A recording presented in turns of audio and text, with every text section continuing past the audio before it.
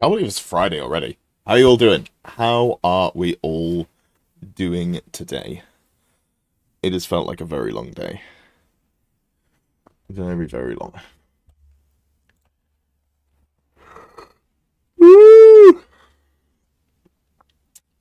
I've got the obviously the recording lights on as well, which I don't know if I'm just more tired than normal, but it is drilling directly into my skull. But let me just show you what it would look like if I turned it off. Obviously, not an option. Hold on. So this is the more shadow than man. Time some hobby and lists, more tea. I don't really drink tea when I'm at home, honestly, because I haven't got Lewis to bring me it. Grimdark Ed, yeah, that's me. Evening, Chris. Nice to have you, Cassius. Or Chaos, I should say. Chaos Prime. Is that, are you the leader of the Autobots? Evening, Tommy. Evening, evening, evening. It's an interesting one today. Today, I think the first time ever, it is. I had so many people who were channel members requesting their list be fixed that it is an entirely channel member stream. In fact, there were too many, but a couple of them had their list looked at last week, so unfortunately, I'm not going to get to those.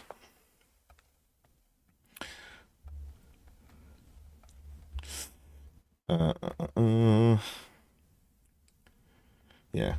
Good old Wizards on Horse. Chaos Wizards on Horse with Cackling Blade. That is a winner. That is a winner. Yeah. What's everyone been up to this week? I can't believe that it's been a whole week. I feel like I say this every week. I don't know if I do, but it just feels like something I say frequently. It's this week has flown by. I feel like. Also, if you're here and you haven't already, give the stream a thumbs up. Helps with the algorithm. Thank you kindly. I wonder why the chat takes so long to kick in. Ed forced me to do this. Plaza Ed, release my family. I didn't force you to do that. I swear. You got no proof. You got no proof. Taking a break from programming and doing some painting? Hell yeah, Remy. Good to say. 26 hours of driving for moving country is wild. That is a lot. That is a lot. Didn't you, and I could be wrong, I didn't realise, because I thought you moved from one of the Scandinavian countries to the other, and apologies if I got that wrong. Thanks, Noel. Having a great day. It was alright. It was alright. I've actually had 3 days back to back where coaching students have forgotten that they've booked time with me.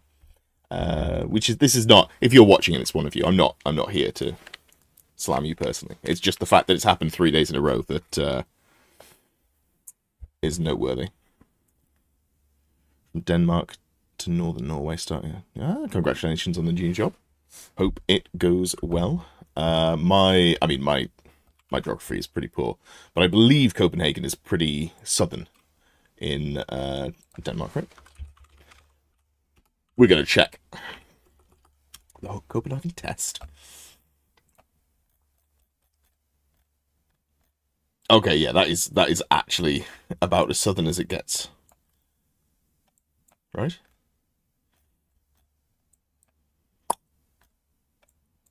Yeah. I guess it could be a little bit more southern, but pretty southern. Pretty southern. New layout. Had it this way last week as well, but yes, it's pretty new. Not a lot of games in the future for you. Yeah, that's a shame. You'll have to find a new gaming club. Indeed, Colin. Indeed. All right. Well, I reckon. You know what?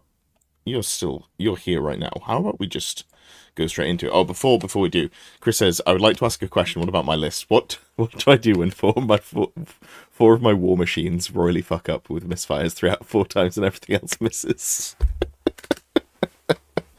I did a coaching call with Chris Wednesday, I think it was. It might be Thursday actually. This week has been a blur.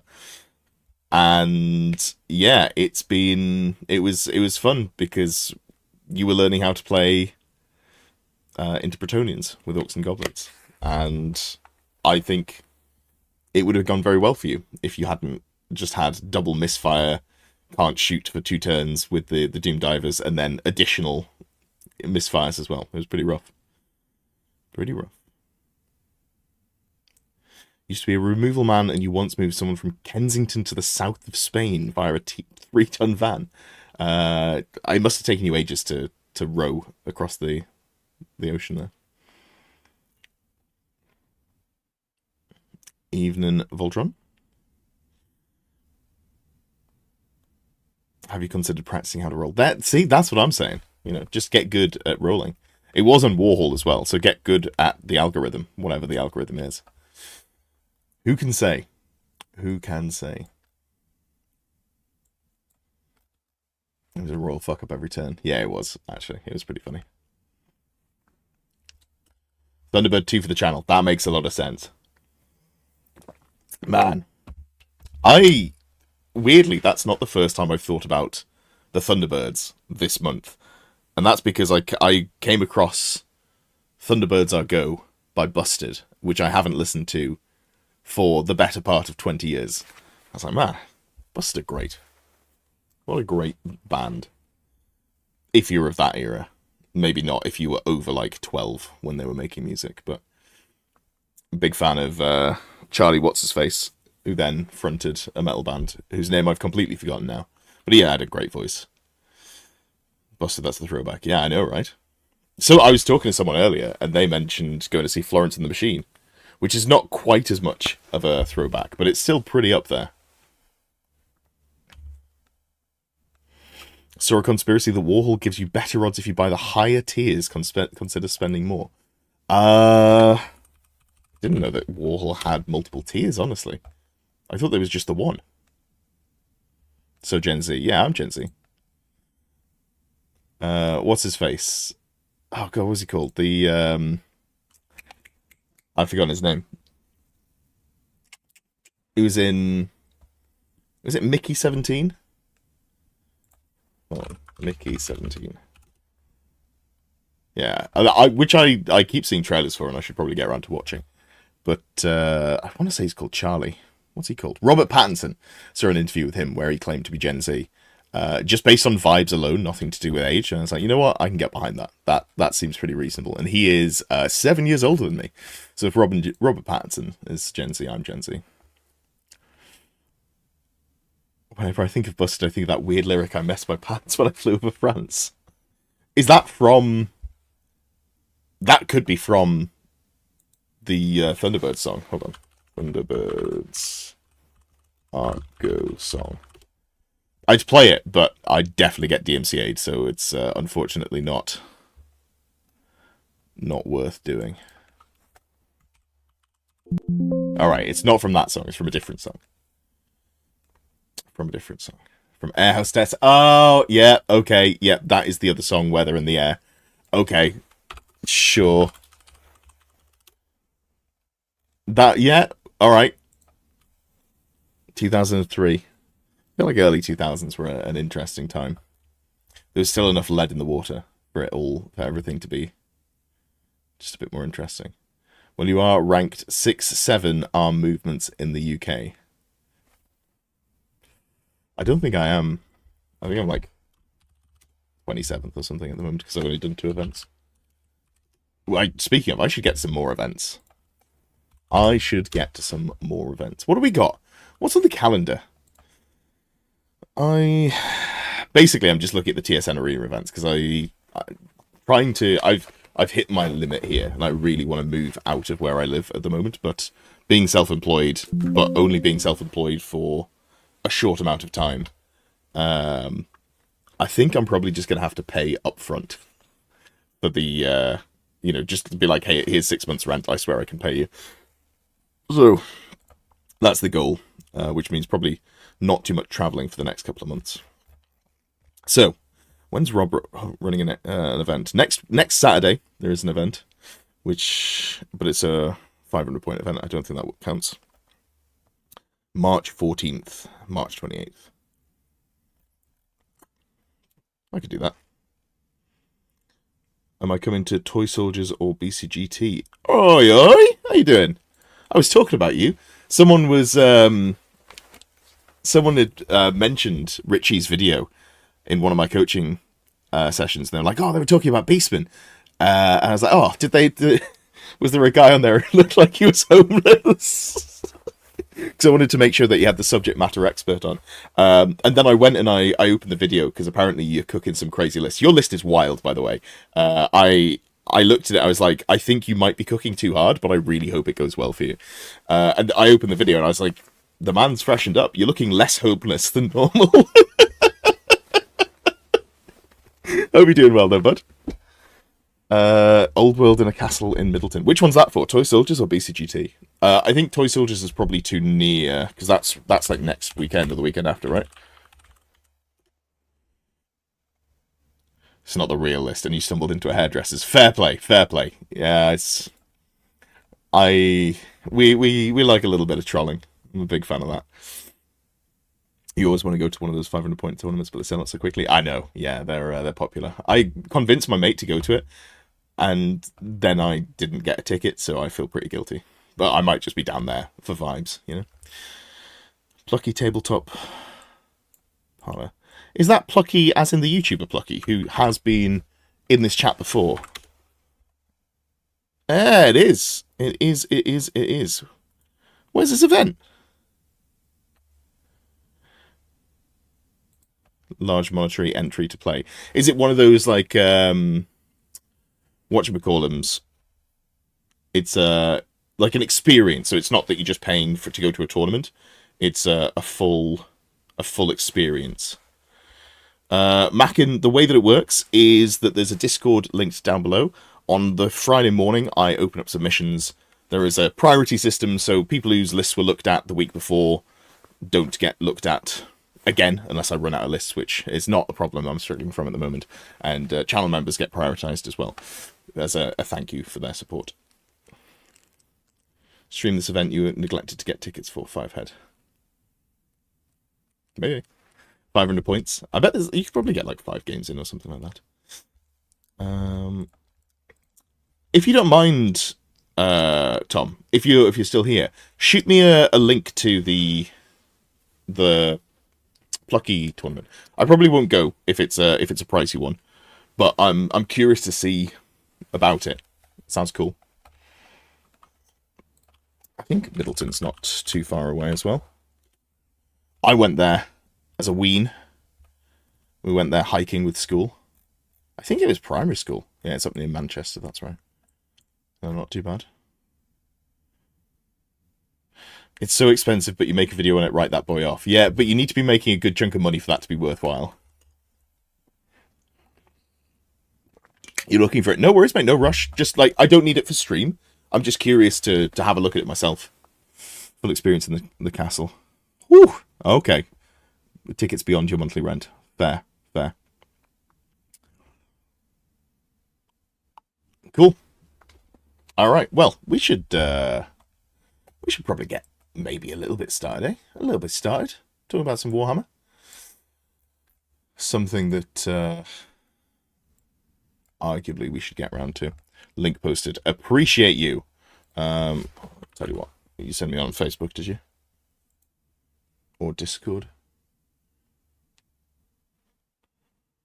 Huh. Neither of the above. Where have you messaged me, bud?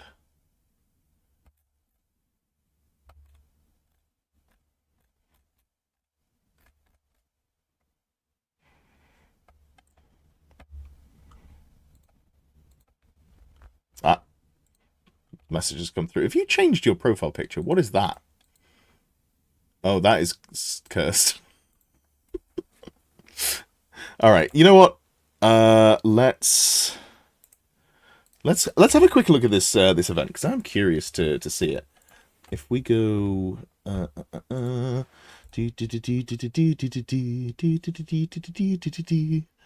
so good with the musics that I might get DMCA'd. Gotta be careful about that. Do. Setting up another window.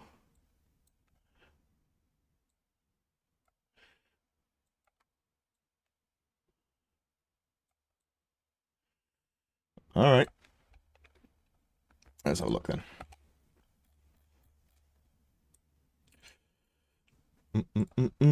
War Castle, a weekend of Warhammer the Old World in a freaking castle. A historic fortress. A classic, that's a classic Canva graphic.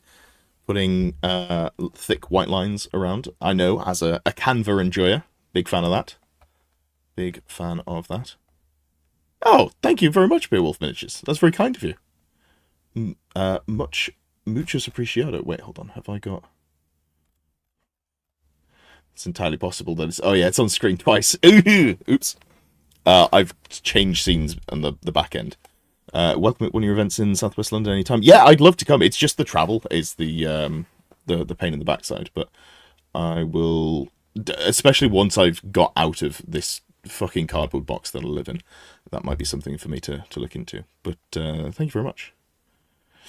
Okay, cool. So, Fluff, November 2026. Okay, so it's a while off. Pack your army. You know what? It's cool that people are putting together full experiences.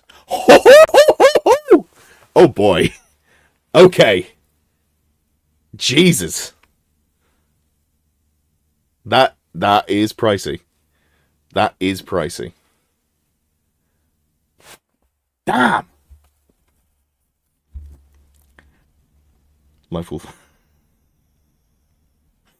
Yeah, that is when you said more than your rent, I was like, okay.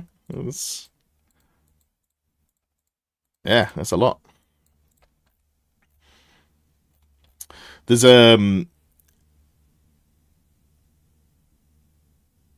rent equal to the basic level of staying there. Oh, good for you. Like, oh, staying there. Okay, sorry. I thought you were talking about the 250 quid one. Yeah, okay. 900 a month is well, that is rent. Yeah, I don't know. I actually don't know how to price this. Obviously, there's going to be high costs involved, right? It's going to be an expensive thing to run because you've got to rent out an entire castle for 3 days, probably Friday, Saturday, Sunday. Maybe it's just the Saturday, Sunday, but I assume it's 3 days. All right, yeah, no, they're saying, hey, we know it's expensive. I respect it. Like it's probably out of my like interested price range, but you know, it is what it is. It is what it is. Yeah, anyway, I don't know what the reasonable way to price this would be in terms of like how you make this more reasonably priced. I'm afraid not, Kyle. You would be about 20th down the list. Unfortunately, I have the very nice problem of having far too many people interested in having their lists fixed on these streams, which is a real delight. But yeah, so an interesting conversation that I have had with a couple of people is that prices for Warhammer tournaments haven't really gone up, and if you look at the price of doing an experience for a weekend, you're normally in the price range of a couple of hundred. 150 to 300 pounds for a 2-day experience. That's what you'd expect to pay. Now, if you're going to a normal tournament, are you getting that much value? Like, is it equivalent to going to, like, I don't know, a 2-day whiskey distillery tour or something like that? You know, if you're going and the tables are low, you know, if it's school tables, school chairs, and some mats on the top, it's great. And you know, that's not to knock people who run those events, because you've got to use what you've got. And if you don't own a venue yourself, it's very hard to have full bespoke equipment for a Warhammer tournament. And weirdly, most places that rent shit out don't rent it specifically for Warhammer tournaments because we're not a massive market. So, yeah, but it's an interesting discussion to have that potentially we're being undercharged for Warhammer tournaments. Obviously, there's associated costs like travel and hotels, but that's not really that's not the fault of the event organizer. Anyway, I mean, I don't run events, so I've got no horse in the race. Personally, I like having them cheaper, but also I like having them, so I wouldn't be surprised to see them go up over the next year or two. All valid points said, but Castle. I think I don't actually think any of what I said knocked the Castle.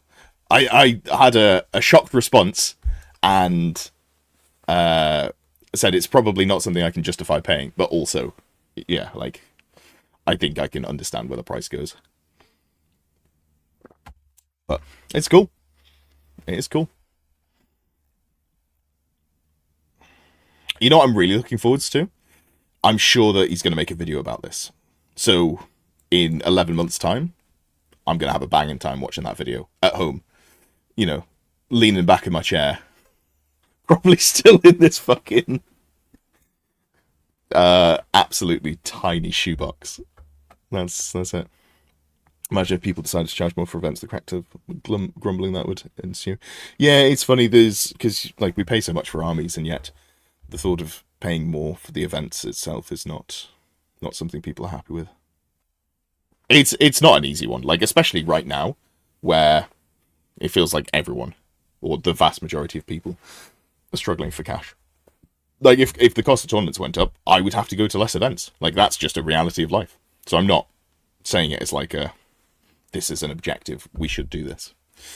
All right, let's get back to talking about some lists that needs fixing. The fact that you have castles and so much history is the coolest thing ever. Yeah, it's great. It is great. You know what? I need to spend more time going to historic sites. I did a fair amount over the last sort of like couple of years, but I haven't really done anything.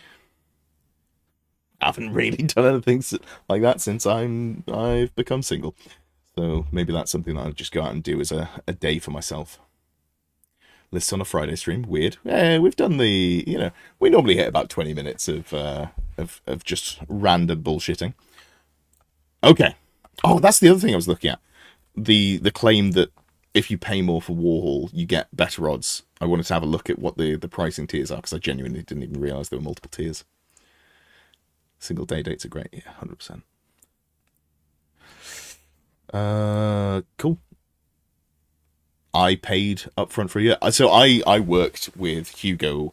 Well, I worked adjacent to Hugo on SBot 2, and thanks to that, I got Warhol for free all the way up to the end of December 2025. And I was doing a coaching session on like the 3rd of January or something like that, and I realized that my Warhol had run out. I was like, oh fuck, I've got to pay for this. And I've got to say, I resented that. Yeah, it was that was a shock to the system. I was like, oh fuck, I forgot this wasn't just a free thing that I got. Really want to get over there and play at the TSN Arena and hit a bunch of the historical sites. Yeah, I mean, if you can combine the two. I don't know if if you'd be bringing someone else with you, if you've got a partner that would want to travel with you. But if you do, being like, hey, I want to go and play a tournament, also let's go and do all these historical, hit all these historical sites, makes it a much easier sell. It's like, hey, let's do all these historical sites, and then you also just have a weekend to decompress while I play Toy Soldiers. That's a hell of a sales pitch, I reckon. A hell of a sales pitch. All right. Okay, now, I know I said before, now I'm going to talk about Warhammer. Let's get to it. All right. Matthew is here. So, I'd like to take this list to 1,000 points with a competitive mindset. I'd prefer to keep the Cavalry Approach, the GSC, and either the Rod of the Damned or another good magic missiles. Any questions, I will be in the chat. GSC, Gigantic Spawn of Chaos. Yeah, I mean, I think at 1,000 points, a Gigantic Spawn is probably going to be, you're going to walk in and be like, I am the problem here. Like, I have the biggest threat. Because at 250 points, what are you going to bring to kill a monster? It's going to be hard. Cannons, probably, but you're, like, moderately resilient to cannons with the Gigantic Spawn. So, yeah, I think that seems solid. That seems solid. Okay. So, we've got double Dragon Ogre. I don't rate the single Dragon Ogres that highly anymore. Like, since since 1.5, so I guess the last sort of 6 or 7 months, I don't feel like I get a huge amount of value out of individual dragon ogres. Like, there's an argument to be made for like one as a Shartak, but I'm not super sold. We've got the Knights with the Mark of Undivided, Brazen Collar, Full Command. Yeah, that looks solid. It's probably too expensive to give them the Totem of Wrath, right, at 250 points. That's just too much. Yeah, and I don't think there's not any chaotic traits that are super worth going for.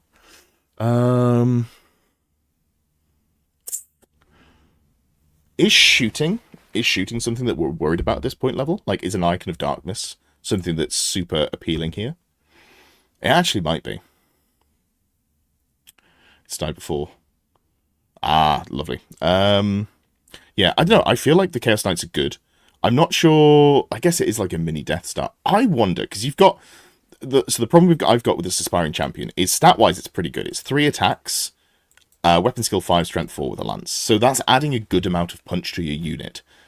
I don't really want it to be standing back and casting spells. Like, that's not what I'm going for. If you've got an infantry character, so if you're going with, like, I know I've talked about having infantry characters, or infantry bricks with magic missiles in. So, like, Trace is a really good example of this. If you go for a White Lion brick, I actually quite like having some blaster casters in there, because you're going to stand on an objective, and you're going to affect the game with your shooting. So people really do have to come to you. I don't love it here, because you're paying almost 30 points per wound for a single T4 3-up save wound. So if you're standing still, you're probably losing that fight. Oh, man.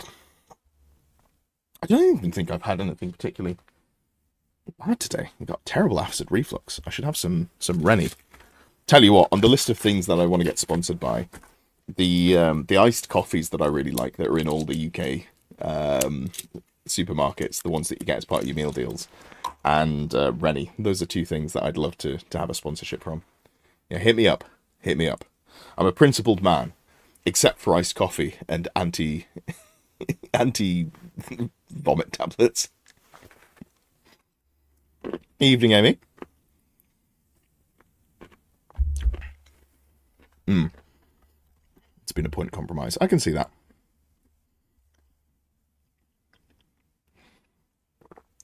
I've never had Tums. I'm just going to go on record right now and say that the only indigestion relief I've ever had is the peppermint Rennies.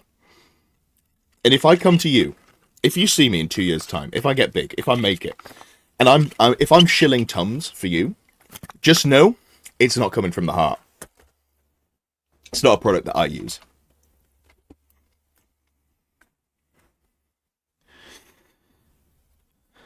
What's your cough suite of choice? Oh, great question. Sorry, Matthew, I know we started talking about your list, but the chat has questions, and I am engaged with the questions. I think... Oh, God, what are my cough suites of question? A really good question, because I can picture them, but I can't remember what they're called. Cough suites. They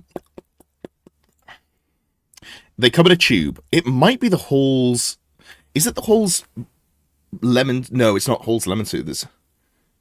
Is it? It might be Halls lemon and honey and lemon soothers. That might be my go-to. I think it is. Cherry tunes are the best. Never tried them. I'm not a big fan of cherry. Not a big fan of cherry. I'm a lemon man. Citrus is my smell of choice. You know what? We're just having this conversation. So body wash, I like mint because it blasts you in the face and makes you go, "Oh, I'm awake! Oh, I'm awake!" Even if you're only having a shower at 3 in the afternoon, like I did today. I had a coaching session early in the morning, and I was got up, had a face wash, had some breakfast, had a shower after my session. I don't know why I feel like I have to justify myself for that. Yeah. So mint for body wash. Otherwise citrus. Huge fan of citrus. My grandma used to get me this orange fancy body wash, which I still get every now and then. That's a treat. It's like 30 quid for a bottle of body wash, which is ridiculous, but it does last a while. Ed needs a hot toddy. Yeah, you see, I'm not opposed to a hot toddy. Not opposed to a hot toddy. Good product placement. Yeah, that would have been good product placement if I was getting paid for any of this. Ricola original herb flavor. What the hell is Ricola? Ricola. Original Swiss herb. Huh. Are they sold here in the UK? I don't think I've ever seen these before. They look like something that someone else's grandma would have, not my grandma. Oh, who doesn't have anything now? Mint and tea tree oil. You know what? I don't mind tea tree oil. I started moisturizing because I thought, you know what? It's about damn time. The best time would have been to start at 19, but the second best time is to start now at 32. Given that, to an extent, my job is appearance. Like, it's not... This is not to, you know... The two women who are active in my community, who I'm aware of, are both in chat right now, so I absolutely don't want to deny your existence. But the vast majority of my viewers, and this is backed up by the YouTube numbers, are men. And I don't think they're watching me for my stunning good looks, which is a shame. You're missing out. Specifically the men, who are not looking for me for stunning good looks. But anyway, yeah. Here's a moisturizer. Oh, it's green though, so you can't see it. The Ricola come with a hideous yellow bag, so you know they're all good. Okay, fair, you know. That it's hard to argue with. Like, that doesn't sound right to me, but I'm not a cough sweet scientist, so, yeah. What else do I do? You know what, tea tree, that's what sparked that as a thought. I got a tea tree exfoliating oil scrub, which I don't think is making any difference. I don't think I've got, like, really thick, like, clogged pores, but, like, it doesn't feel like it's made them less full of, and here's the word, because I found this hilarious when I found out, sebum is apparently the gunk that you get in your pores. That's what it's called, sebum. So it doesn't seem to have made a difference to whatever level of sebum I have. Anyway, I think that might be enough. I think I might have gone through all of the thoughts that I might have on my my preferences. The thing with tea tree is you can feel the clean, if you know what I'm saying. Is that an advertisement? Are you advertising to me? Is that feels like a slogan? Feel the clean tea tree oil. I swear, if you're advertising to me in my own chat, okay, Google doesn't come up with that as a slogan. Thought I was being... I hate adverts. I thought I was being advertised to. When I'm sat here, and you're all hopefully watching with adblock on, so you don't get caught every 30 minutes or whenever it is that YouTube decides that it's best to send an ad. Right. I think it might be time to... Tea tree is an anti-acne thing. I think it's just like a general cleansing thing. Oh, man. What is tea tree oil good for? Yep. Athlete's foot on my face. Dandruff on my face. All of these things are not what I'm using it for. Yeah, treat acne is apparently anti-inflammatory. It's a natural sanitizer. Destroys E. coli. So drink a bottle of that if you want to ruin your gut health.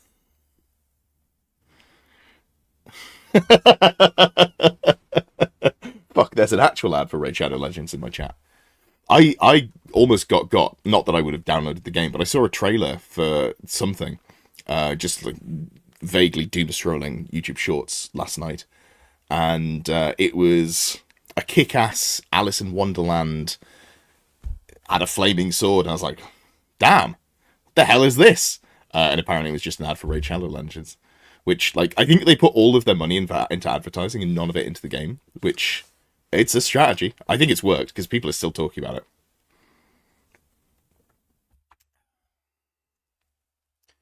Okay, fill the clean sulfuric acid, that would do. Sulfuric acid. Alright, cool, let's have a look at this list. So what I want to do here, what did I delete? Oh, no, it wasn't at 1,000 points already, right? It was at 756. I don't think I've deleted anything. So, what I want to do is take the Rod of the Damned off here and put it on a specific wizard. I think that is the way that we get things done. Change the character. I like the character as it stands, just without the... with, like, Lance, Favor of the God. I think this is a solid character, just having, like, a little bit of extra oomph in the unit. I think we could also just go... Honestly, at 1,000 points, is it too much to go for Sorcerer Lord? How many points? We could spend up to 250 points. They do need to be mounted. So, 211. We're kind of pushing the points here. But, what if we went... I feel like for what we're going for, maybe it's better just to go for a level 1 wizard. And not even worry about it. Because this wizard is just going to be happy casting spells, right? It doesn't have to do all that much. Let's go with... I think Rod of the Damned is just correct. Like, level 2 summoning is really solid. And then you've also got a level 1 summoning as well. It's not the best spell in the world, but it's not terrible. So then we've got these two here.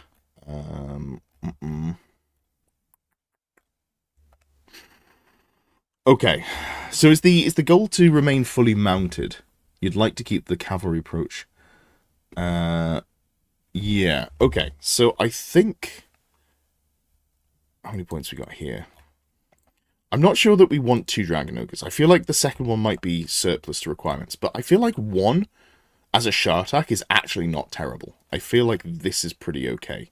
Then arguably, maybe we look at putting the blackened plate on them to get them to a 2-up save. That's solid, and also, I guess they already had a ward save against magic missiles, but a 3-up save against flaming attacks. You know, if you come up against Cathay and they try and shoot you with a balloon, I actually think this is going to be incredibly resilient to balloon shooting. Winning on 5s, a 2-up armor save becoming a 3-up ward. Yeah, okay. I mean, not that you're expecting to see balloons at 1,000 points necessarily, but I should use that as a pitch. Clean up your game, join Ed's coaching sessions and be sparkling at the table. Very good, very good. Okay, so what are we missing here? I feel like the giant spawn is good. 1 Dragon Ogre to keep with the vibe. I think the Shartak with the blackened plate is actually pretty solid, because 4 attacks plus 2 stomps it's an okay amount, but then you'll also just not take any damage back with a 2-up save. So that gives you some reasonable ability to just chunk through there. Champion, Exalted Sorcerer. You know what? At 1,000 points, do we just upgrade this Aspiring Champ to an Exalted Champ? Because you can take 0 to 1 per 1,000 points. And it gives us better leadership, right? Or no, the Exalted Champion's only leadership 8 as well. But I think going to that 3rd attack and also being strength 7. Sorry, that 4th attack, not 3rd attack. I should be clear. And then we could still just give them... Like, we don't have to go super wild on them. We can still just give them probably 2 Favors of the Gods. And then you've still got 100 odd points here. Maybe it's just another unit of Marauder Horsemen. I think I value the Marauder Horsemen. You've got 1 really punchy squad here in the Chaos Knights. I think set like 8 models might be too many, but you don't have to put them all in 1 rank. So you could put them sort of 6 wide with a couple of models in the back just for frontage purposes. I would give them a musician just for the benefit of doing so. I actually feel like I want the Icon of Darkness on here as well. If your entire game plan is like, I've got this big unit, I've got the gigantic spawn, and then I've got sort of like a cheap Dragon Ogre, a wizard here, and then some horsemen. Oh, 261 points. Okay, that's too many. It's still too many. Icon of Darkness is the thing that takes us over the top. Honestly, I think we could go down to 6 models. I think, even though we're losing a wound in here, I think the -1 to be shot... Like, the sort of stuff that I expect to see at 1,000 points is like, what if my opponent brings, like, dwarves? I feel like dwarves scale quite well at low power. Or if my opponent brings, like, high elves with loads of Sister of Avalon and stuff like that. I think these are the units that don't quite make the cut at 2,000 points and get people, like, super excited. But I think at 1,000 points they put a lot of. Can chat do a fix my list on your list that you put a previous upload about? For the the demons one? Are you thinking? You have experienced a Hellblaster. That feels rude at 1,000 points. But honestly, what are Empire going to do if they don't do that? So yeah, the -1 to hit I think is pretty solid. And then I think what I'm looking at here is another unit of Marauder Horsemen would be pretty cool. You can only go 1 skirmisher unit per 1,000 points, which is a bit of a bugger. But let's give them a musician as well. This is the sort of unit that runs away quite a lot, especially with, I guess not Fire and Fleet, because you haven't got any whatchamacallins on them. But you could go 2 units of Horsemen, 1 open order, 1 skirmishers, and then you'd only need to chop a couple of points to get like a unit of Warhounds. Having Chaff, I think, is really solid. Chaff, especially at lower levels, is way more valuable. Yes, it costs more, like comparatively to your total points cost. But this unit, just standing, if you're playing against someone who doesn't really have any shooting, just standing in front of a unit, that takes up so much more of their army compared to what it would do at 2,000 points. We'd be 12 points over here. What are we missing? A Shartak killed almost your whole army at 1,000 points. That's rough. That is rough. The Saffron Escalation League. You've never played Old World. High Elves help me out with traps to avoid. That is an interesting one. What's the escalation starting at? 500 points? Okay, I do need to cut. Is core more needful? I feel like this is an okay amount of core. So this list, I think, is very much a points denial. We're going to take you off the scoring as opposed to worrying too heavily about scoring. But I think you've got enough to get like a basis of points. I would love to see like a 6th model in both of these, but I think just points wise, that's going to be really difficult to do.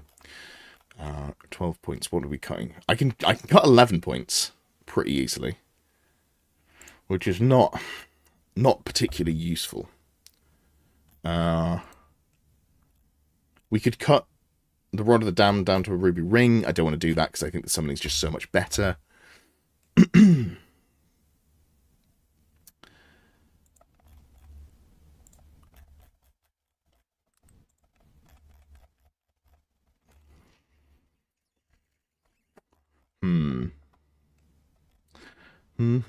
I actually wonder if maybe...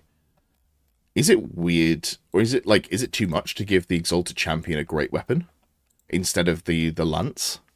Because then it gives you some ability to slog through long combats with 4 attacks and 3 wounds. Honestly, I think I kind of fuck with that.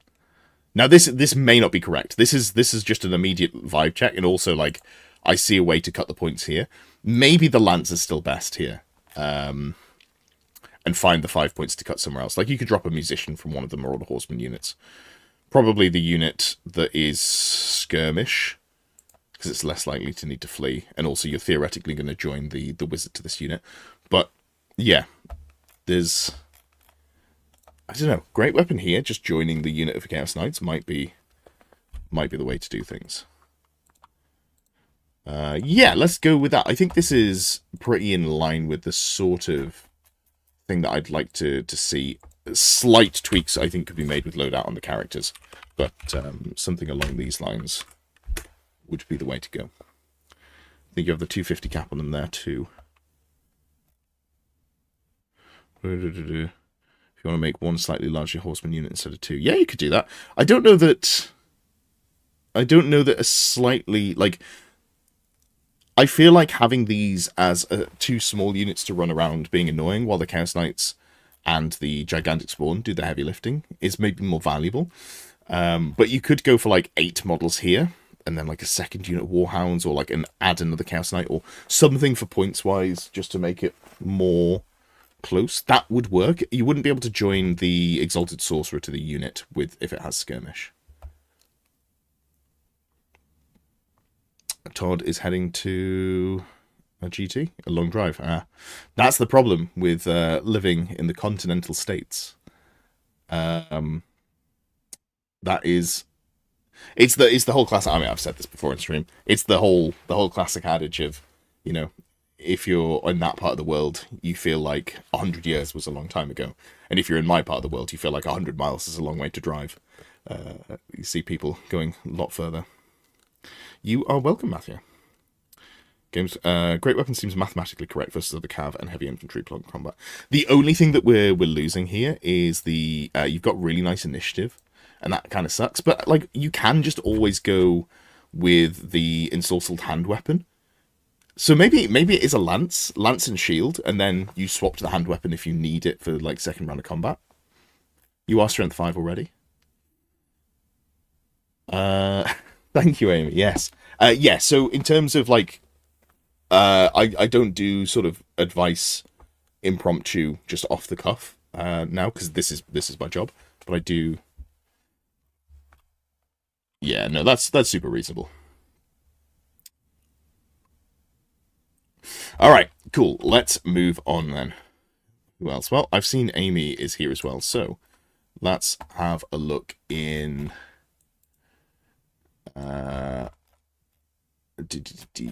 In Discord, because you had some notes to this one. So Amy says, a return to the norm and to make Tommy happy.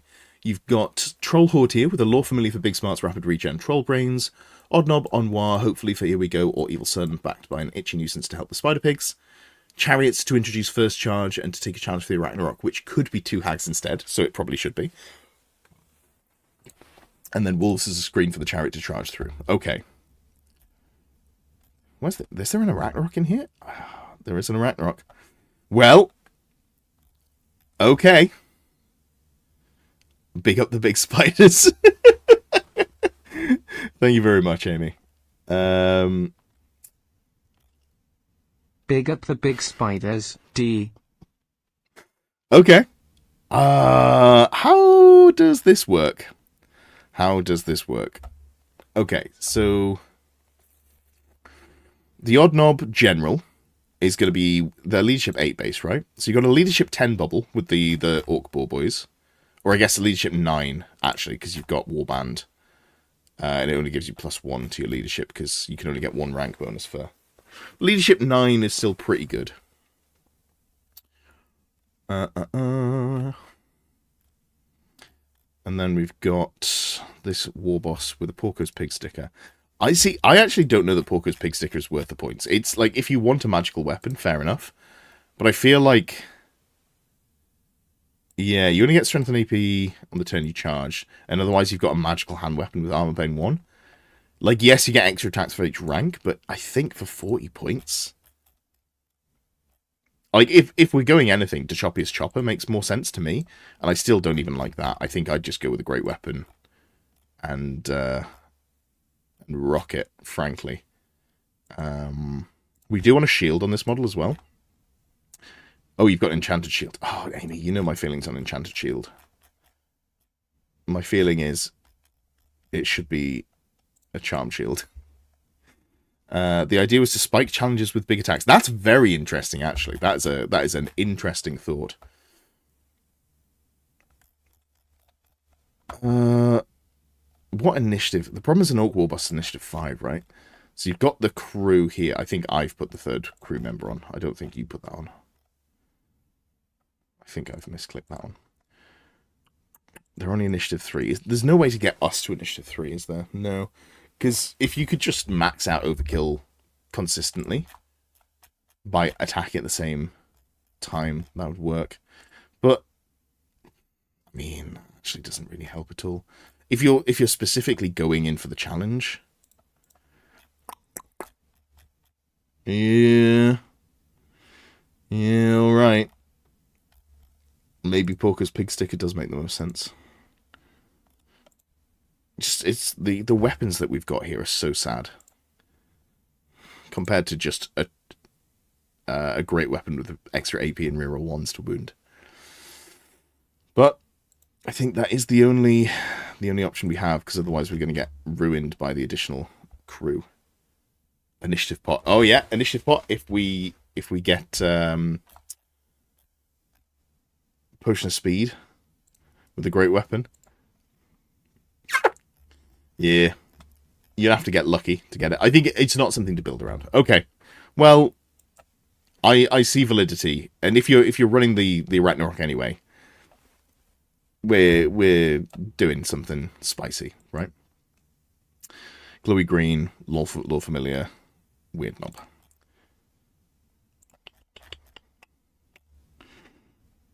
I mean, yeah, that's probably correct, right? No, that does make sense. And then we've got the Boar Boys, full command. Well, it's hard to argue with, but we do need one more model in here somewhere. We're missing 15 or 14 points from the unit. I do like the direction that you've taken the list in more recently. God, of course it's 13 points per model and 14 points shy. That would have been too easy. How can we get there? I was worried about the spellcasting on the boars. As in the glowy green for giving them protection.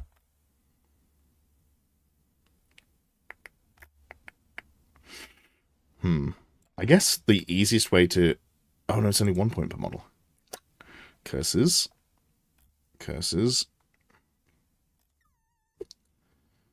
Man, this is such a pain in the backside to try and fix. Like, there's no smooth way. I really don't want to give them a standard, because that's just giving up 50 points. There's nothing else in here that we can go for, is there? No.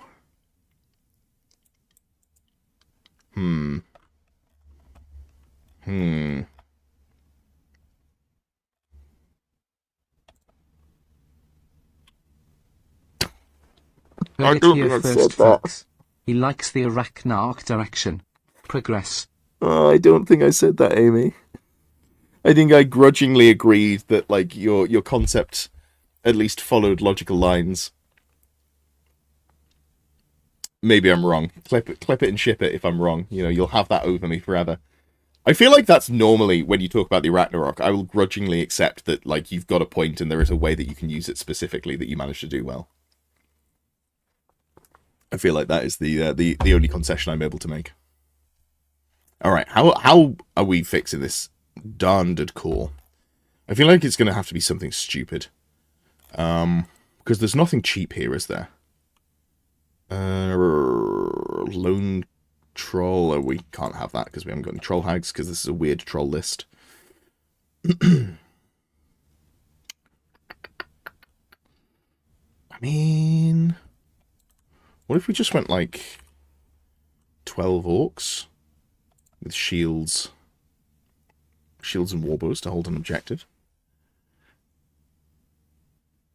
1 and 8. Honestly, I like your 1 and 8 more than I like the 2 5s. I feel like you've proved that the small units are surprisingly useful. And then 12 orcs here with light armor and shields to hold an objective, I think, has some play as well. We're at 12 points over, which is a problem, because we have very limited ways to cut points here. Don't really want to drop the Burning Blade. There is an Assailment spell in War Magic, isn't there? Yeah. It's not a good one. God, it's not a good one. There's not a second one, is there? No. And the Lore of Mork doesn't have an Assailment. Double Hex. No. Okay. Wolves are 12. Wolves are 13. But we're like, if we're looking at core, we're only 5 points over budget on core, so we can't actually shave any core there. That's why I added the orc mob, because we needed to get above. That was the big problem we were having. So need to make sure this is a skirmish unit, because I haven't clicked the button. Bish bash bosh. I think it's just got to be that the boars drop in size slightly, which is a shame, because I do like them. And then the orc boys get a boss. Okay. This is not the best troll horde list that you sent me, but I feel like you knew that already, and I don't feel like you're looking for the next truth. I just started typing troll instead of AB. Yeah, I think it's... No, I don't want to drop the hat, especially because you've got your general in there. I think it gives you consistency. Like, this feels... Like, dropping one orc boar boy, I don't think really makes a difference. You can only get one rank worth of rank bonus anyway, so it doesn't matter that you're not 12 models in there. Yeah, this is less exciting to me than when we were talking earlier today about the, looking to do something with multiple chariots. I still wonder if there's a world where you can't put weird boys on chariot, can you? No, that is a shame. That is a shame. But maybe there's like a chariot spam list in Troll Horde that is something where you look at like giant spider. Nope, it's got to be wolf chariot. 53 points. Troll-eyed trousers, charmed shield, great weapon. Light armor. There's no point buying. Yeah, so 140 points. So 3 of these is 420, and then it was about 180-ish or 190 for the orc boys. So you could get like 6 Troll-hide trouser rerollable regen chariot characters in. Double orc character chariot is be up for. It is be up for. It's Amitronic. Actually wasn't. Nice. You were trying to find a way to play an Araklok less sadly. That's fair. That is fair. I just wish you could put... I mean, I know. I wish we could give it the Troll-hide trousers. I know you can cast the regen on it with War Magic, but still, it always makes me worry. Always makes me worry. But yeah, that's... Yeah. It just feels like it doesn't have much, right? You've got these 2 threats, the River Trolls, and then you've got the Boar Boys. So you've got 4 threats. Feels light on the ability to do things. Hello, Mr. Assyrian. Hello, hello. No worries, Amy. Always a pleasure to break my brain slightly. Cool. All right, let's have a look at then. Curse the Ragnarok. Yeah, it really is. I've got 8 legs pouring out my ears. I've been getting spanked by ogres. You know what? You know what'd be really funny? Let's look at an ogre list. Let's look at Beanspud's ogres. That feels like the right thing to do now that you're back and you've just been losing to them. So Beanspud says they have additional models. 1 Butcher or Slaughtermaster, another Stonehorn, 6 Iron Guts, 2 more Ogre Bulls, and 6 Yetis. Is this a Monster Mash list? Because I am interested in that on concept. Okay, so we've got 1 character, double Gorger, 1 fact. Okay, so let's have a look at this. Double Tyrant. No magic double Tyrant. Okay, I'm down for that. I think that's interesting. Sure. So, we're starting off with the first Tyrant who's got the Tenderizer, Talisman of Protection, and Kineta. So it's also basically a BSB. So it's a general / BSB with leadership 9. Yeah. Pretty solid. This is a fairly standard setup. I like it. Then we've got the Bruiser, BSB, Runemaw, on foot, Spangle Shard with a great weapon. Okay. So Spangle Shard is it's a ward save, but it's a 4 ward save until you roll a 1, basically. Which is it's always a little bit worrying to put it on something like a Stonehorn, but on a on a character that is on foot, you're less likely to take penalty. So like if you catch a cannonball with your teeth, you fail the lookout, sir. Whatever, I don't care. And we've gone with a Bull Star. Okay, so there's no veteran on them, but that's probably fine, because it doesn't make much difference, right? It's normally the characters doing the heavy lifting. We've got 10 Ogre Bulls, full command, Cannibal Totem for the 5-up regen, Iron Fist light armor. Is this... It is Renegade. Okay. Can you take an Iron Fist here? I think you can take an Iron Fist in Renegades. And it just applies to your armor save as like a general premise. I feel like there's something in there if you're using the Renegade pack. Ogres are so sad when you don't Death Star them. I know, I kind of want to play them, but I just don't... I've played against good, air quote, good ogre lists, and I haven't felt them particularly difficult to deal with. Bad trolls, yeah, I honestly kind of. Honestly, kind of. So, what do we got in here? Iron Fists improves its armor value by 1. So it lets us take shields.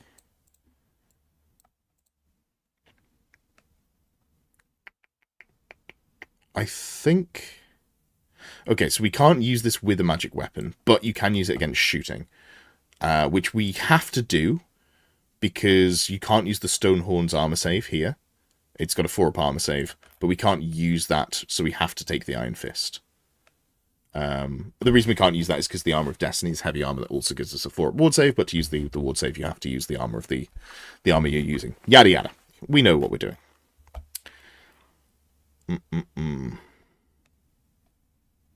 Okay. I think I don't care about a biting blade. Like, are you really that worried about magical attacks? Like, are we taking this list and going, but how will I win if I don't take a great weapon? Like, if I have no magical attacks? Like, specifically, are you beating vampire counts already? Especially because you've gone for a bull star instead of an iron gut star, so you don't have the veteran. Are we just accepting that we probably lose to vampire counts anyway? So, are we worried about the magical attacks issue? I think maybe we just go great weapon. Although I guess apparently we can't take a great weapon and an Iron Fist. So we should take, because the Renegade pack allows you to, we'll also take a Charm Shield.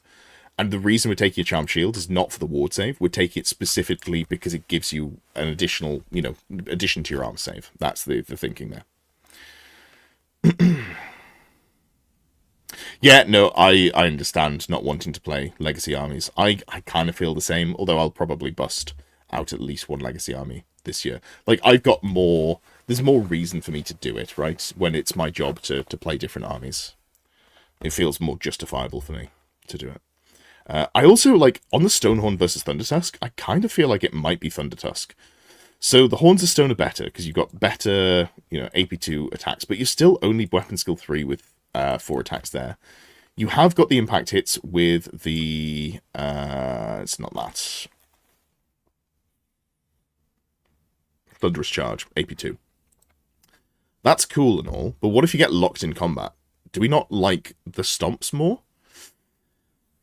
I think I'm a convert to the Thundertusk. Honestly. Like, all we lose...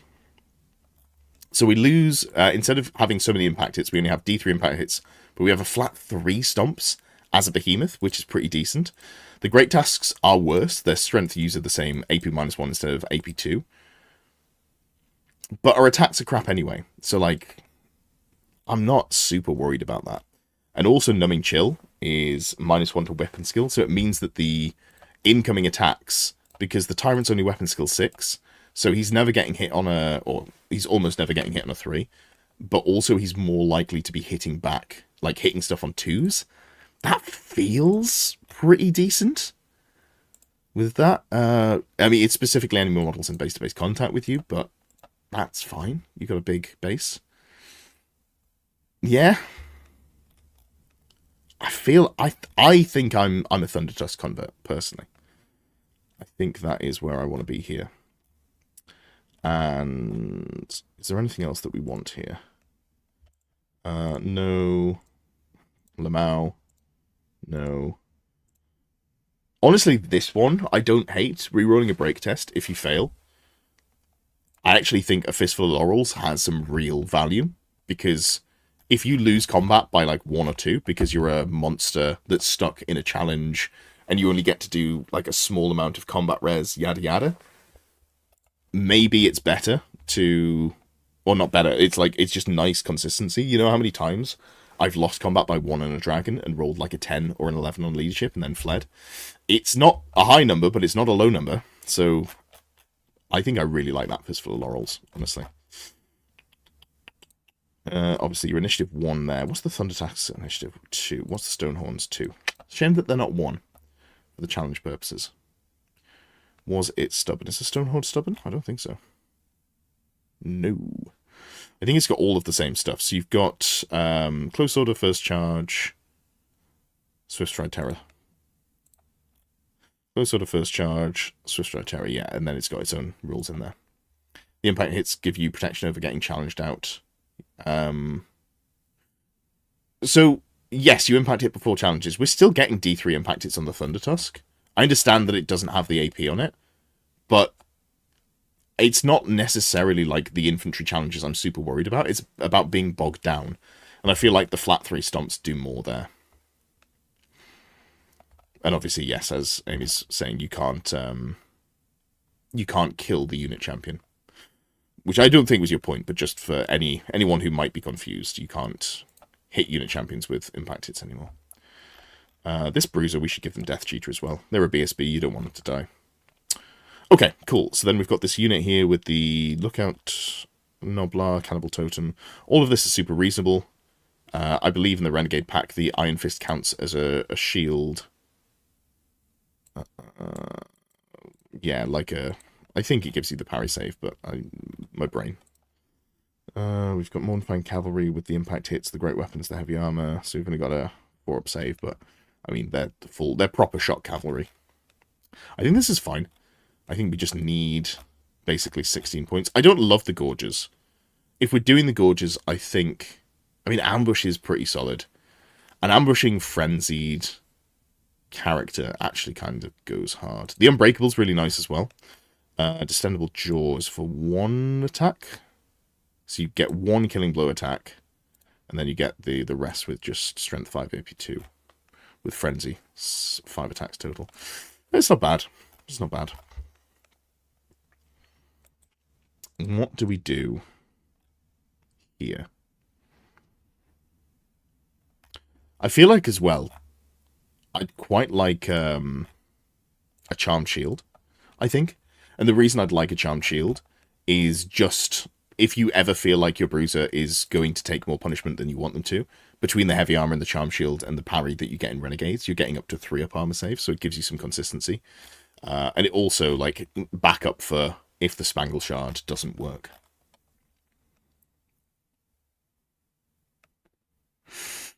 Yeah, so...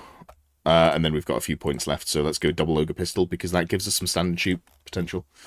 We're a point over. Gosh darn it. Oh, it is 6 and 12. I thought I was so clever.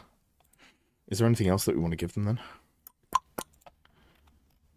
There's no 5-point item that's super spicy, is there? I don't think so.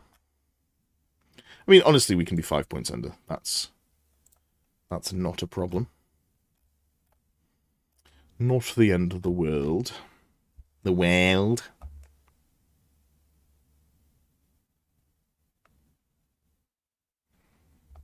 Charm Shields on a unit champion. If only you could. If only you could. Ogre Bulls are very sad. I guess this one can go for a Charm Shield. It's probably never going to matter, but just for the sake of points. Hopefully Beanspud listens to this, because there were a couple of things thrown in there that are just like, this is for points. And I hope they don't just look at the list and go, I'll take this on. This is going to go in every list. He can take an Iron Fist, he can't take a shield. In the Renegade pack, you can take shields if you can take Iron Fists. Alrighty then. Let's have a look. Let's have a look at... you know what? Let's have a look at Voltron's list. Errantry Crusades. Errantry Crusades, first Teams event in April for Old World Legends. That's cool. Teams is very fun. I'm assuming there's no restrictions for the Green Knight if you're doing so. So we've got an Errantry Crusade, and we've got a Duke who has... I'm an MR2 lover. I do not want to see MR1, but I guess you've only got... Oof, that's a bit rough. You've only got room for 1 magic resist. Wait, hold on. This is also on a Royal Pegasus? No, this wants to be on a Barded Pegasus. Okay, so the Duke... I'm assuming this list was written before the FAQ changes, because the This character never wants to be solo. Like, he's just too vulnerable to being shot, and if he's on a Royal Pegasus, he would definitely get shot. No Green Knight restriction at Signal Nations either. Yeah, well. If he dies one time, the Green Knight gives up full points. That's fair, that's fair. Okie dokie, so we've got a Paladin, BSB, Warhorse, no upgrades. Just to go with... Okay, so what is your role in the team, Voltron? What is your... Have you been told what your goal is? Or do you know what the other lists that you're taking are?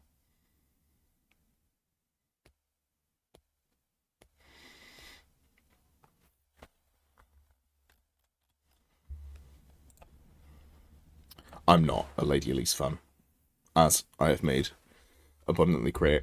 Although I guess she does have more of a place now that there's so many good casters, good casting armies in the game.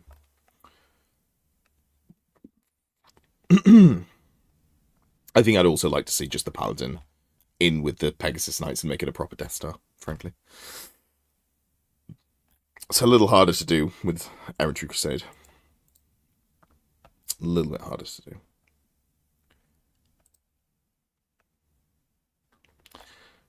So if I'm tweaking this, I don't know if we can make the points work on this. But the Paladin becomes Barded Pegasus. We drop the Obsidian Lodestone here. The Paladin gets double Obsidian Lodestone, which I think should fit points-wise. 12 points available. Very cool. Then we go... Green Knight's great. LSA is fine. I want a 5th model in this unit, but I don't know how to make that work points-wise. We don't need a Musician. We want the Crusader's Vow. Okay, I don't think... Even if we...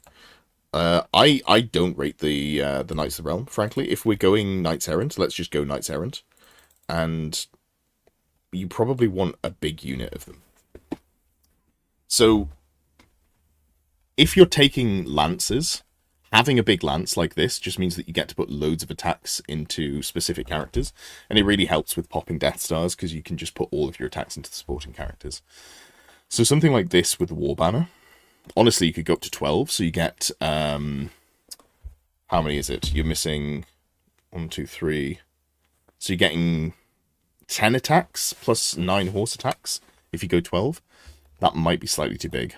But that's roughly what I would look to do. And then this unit being 5. I don't mind the second unit being 5 and just having them because you have to have them. And then these squires here, I would say definitely want to be larger units. They are peasantry, so the standard gives some value there. But I think I'd rather just see units of 12. Something along those lines. The reason I say units of 12 is that gives us more ability to hold objectives without just being shot off, and you're leaning on their ability to not get ruined by ballistic skill shooting. So we still need to put 6 points in, so one of the units, I guess, gets a champion. It doesn't really matter which one. And then we need to cut 8 points to become a legal list. So this unit is... we can drop 8 points here by going... Spellythrax and drop the Lance. And then we still get the MR2. Not having a banner on the Paladin sucks a bit, frankly. I would love to see, like, -1 to be shot, or even the Monster Hunter Tapestry, because if you've got the Duke with the Knightly Temper and Ogre Blade, you can really go to town on enemy monsters, and then having them not stomp you to death means that you just survive for a kind of unreasonable amount of time. I'd also like to see Syrian's Locket on the Duke as well, because we've got the points for it, but we just don't have the points in the list. It's because we've got a very expensive wizard here. So yeah, like this is how I would tweak it, just for generalist points. I don't know if you were here when I asked if you knew what the goal was for you in the Matrix, but if you had to tweak specifically, we could we could look at that. But this looks good. I think this looks like a fairly reasonable generalist list. Maybe you don't need 3 units of squires, but I think I like 3 units of squires. That feels pretty reasonable here. Yeah, Bretonnians. Love me some Bretonnians. Big fan. Okay. Let's have a look next at... I think we should look at Goldfire's Monster Mash Tomb Kings list. Because that's just a fun one that is worse than it was previously. So I'm curious to see... Yeah. In fact, that's the first thing that Goldfire says. Mortuary Cult Monster Mash. With the death to the Armor of Ages King. This is another version of that list, but now in Mortuary Cult. You lose the king, you gain a lot more res, I'm assuming. Oh, as in resurrection. In the original list, you could heal 1 behemoth wound per turn. In this list, you can heal 8. That is pretty big. Triple Sphinx. That's actually kind of hot. And then the 10 Boshabti. I don't know where I stand on the Boshabti, but, you know, that's fine. Lose some core from Grand Army, but there's always the weak point of the army. You can have 3 good scoring units. Has a pretty good chance to kill a BSB on the charge to remove no Stomp Banner. Any unit of Graveguard. 5 attacks, all with Killing Blow. Oh, from the, or the Necrosphinxes, I assume. Hello there, Heathen General. Okay, so you've only got 1 dragon. Instead of going 2 dragons, you've gone 1 dragon and triple Necrosphinx. So it's the same number of monsters, it's just the monsters are worse. Is there a world where we look at going double High Priest Dragon? What do we lose for doing so? We probably lose a Necrosphinx, right? Let me just make a very quick... Because my initial thought is I want 2 dragons. So if we drop here and we duplicate this... the second one obviously isn't the general. And... we don't go for that. We don't go for the Lore Familiar. We don't go for the Serpent Staff. We just give them... Is it the Staff of Eons that I'm thinking of? It's okay. Warding Splint. Honestly, I don't know if Staff of Eons is even worthwhile. If we just use them as like, this is another monster, but it's got layered saves. It's got more layered saves. 345 points over. So we have to drop a Necrosphinx. And then we're still 150 points over. We're capped on core. Okay, so I guess the double dragon mortuary cult dream doesn't really work. Because you have to take 150 points of scorpions. And then you want to take 400 points of necrosphinxes. And then you've got a 160 point deficit of core. So the entire problem is the core here. Yeah, okay. Yeah. Okay, so this version doesn't work. Although I wonder if there's a world where you just do that in... not in Mortuary Cult, and you just do it in Grand Army. I know you lose the additional wound resing, which I feel like is what you're going for. But... yeah. Alright, cool. Well, let's have a look at your list under the concept that you've gone with. So... these are great. The ambushes... and... triple Necrosphinx. So I don't really... like, I kind of want to see Terrors Below here, because that gives you some ability to snipe out, like, Banshees and stuff. And you're going to be up the board with the High Priest anyway. And these Mortuary Priests I'd like to tweak around as it stands. I know we're really, really squashed on points, so we might not be able to, but... God, we're really squashed on points. This is lean. There is no fat in this list. So, because what I want to do is I want to change some of this core to be Skeleton Horse Archers. And then we put a Mortuary Priest on a horse, so it can keep up with the High Priest better. Like, I feel like that is something that is worthwhile doing. So if we go for, like, 8 here, and we get rid of... I honestly don't know that we need... I guess we can go for the Ambush unit, that's fine. So we remove this, and then we're really messing up on points is the problem. I don't know that I care about 8 Ushabti. Sorry, 10 Ushabti. Like, we could drop this down to 8. And then go for another unit of Skeleton Skirmishers, for example. Yeah. It's not a 0 to 1 on the ambushes. I think it's just anyone can have it on the Skeleton Skirmishers. And this lets us keep drops low if we want to. So we've got 4, 5, 6 drops. Yeah, it's probably probably still too many on the drops if we're looking for that first turn. And Monster Mash really likes its first turn. Although you can just live the dream, right? And you can not...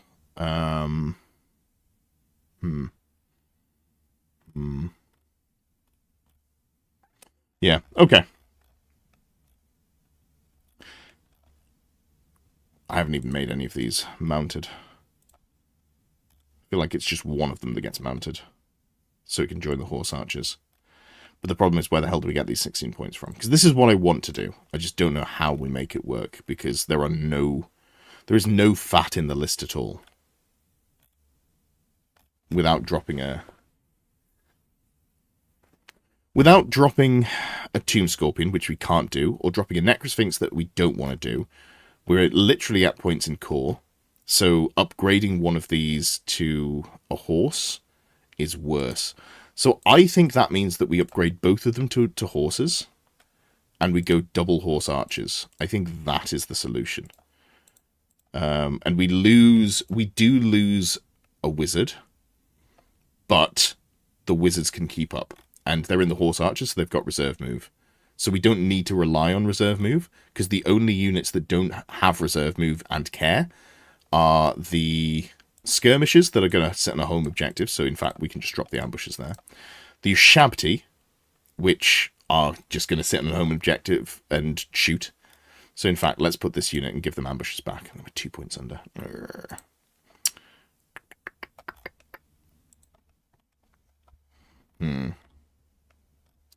Do need to go 2 points somewhere. Can't have a unit champion there. It's the item that boosts the range you can ambush from below. Got any legs in this? I don't think, spending the 2 points to give them terrors from below is, I think, solid if you can make it work. But not necessarily, something you're going to do all that often.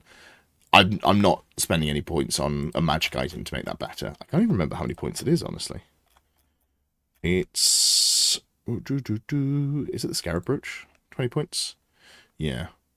But it is an arcane item, so we've already got the Lore Familiar. And I'm not putting it on one of these two, because I don't think they're going to... Oh, I guess they will be up the board. Yeah, but something like this, we lose a wizard, which, again, I'm pretty okay with. Are there any banners that are worth picking up? I don't think there are. Can't remember the cursing word. Oh, it's the stupid thing. Okay. Shittler Sentries. No. I don't think there's anything here. Alright, so let's give both of these units of horsemen champions, and then if they need to support the High Priest and go in Soka Challenge, they can do. It's not ideal, but it's, it's an option. And then we've still got 17 points remaining. I don't know that I like this version more. This is just sort of I think it plays better to what it wants to do. I also really want to go Scroll of Withering or Scroll of Summoning. Scroll of Summoning goes kind of hard, because increasing the regen save by 1, that is pretty tasty. 28 points. Okay, so there's just no way to make that work again without dropping something meaningful, so we can't do that. Arcane Urgency for 30 points. Again, we just can't make that work, I think, realistically. We could do. Honestly, the double move with a huge base dragon does kind of go hard. It's not the scroll that I really want, but it's not bad. And then we'd have to drop 9 points in core here somehow. There is no easy way to do that. Oh, this is tough. We go like that and we're a point under.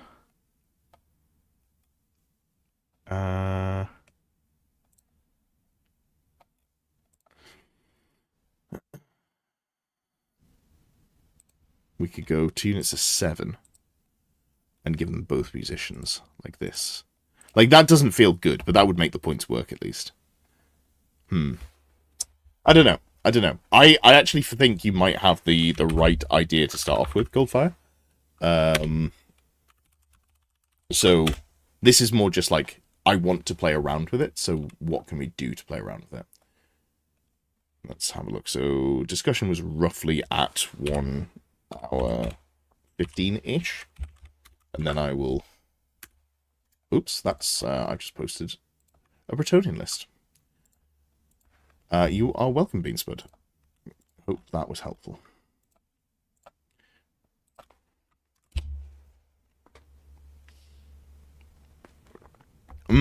Alright.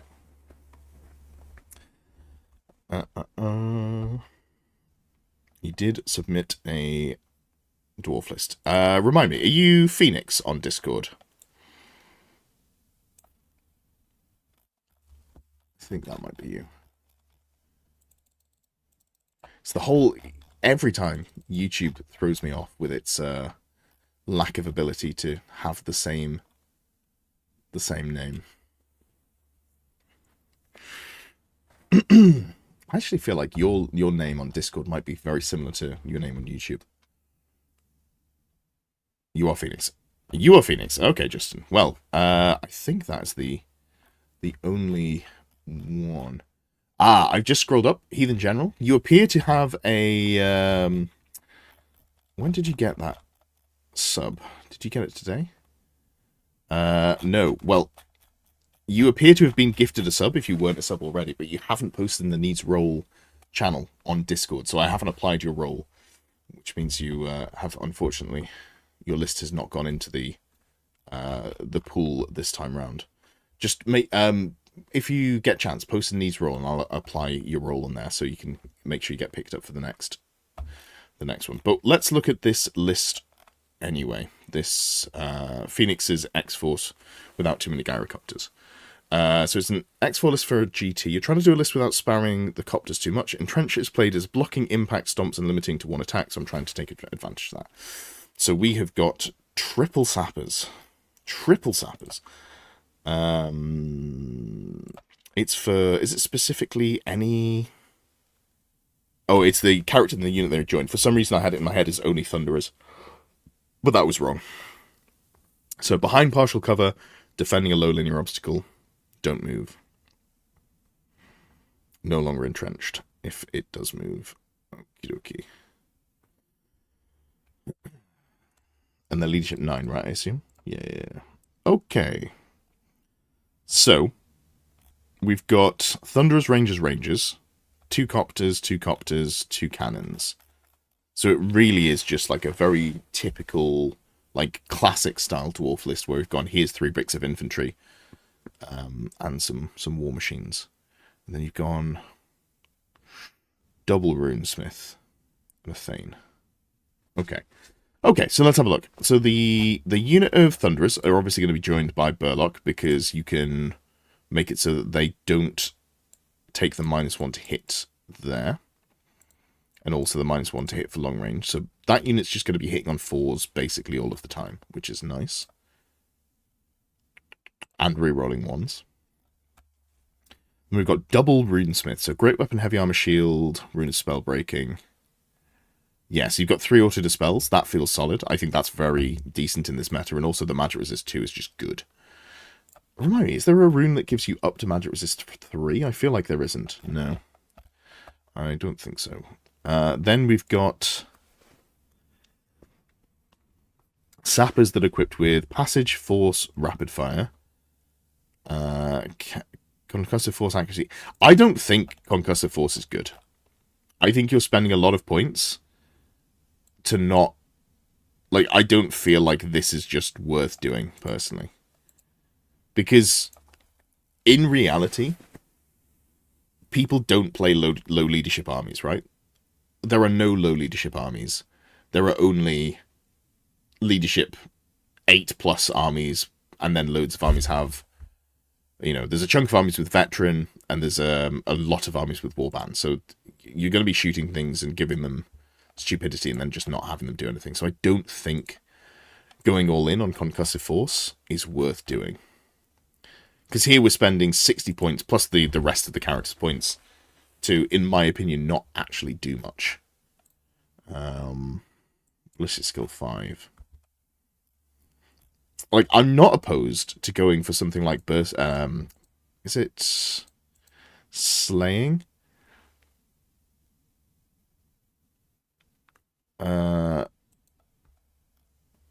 Yes, Alexander. There were so many. This week it was only channel members actually, because there were so many channel members that submitted lists.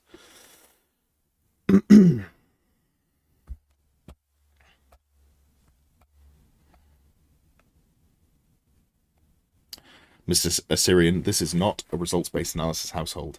I just wanted you to know that. Also, I would say, if you have warhounds in front of your army, and they have the stupidity gun, there may have been something you could have done there, which is not put them in front of your army.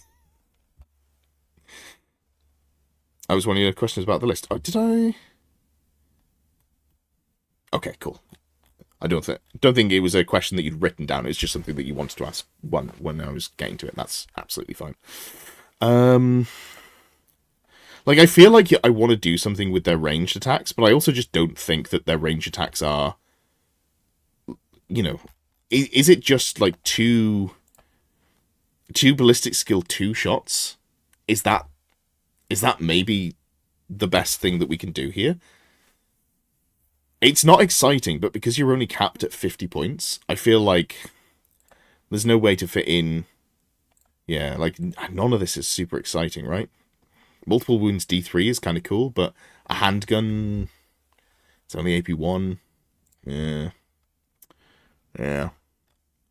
So I feel like maybe we just go, if you want to boost up their shooting, which I don't know that I actually care about, because, so if we didn't give them anything, if we just took 35 points off this, and we took 20 points off here, so we've got 55 more points.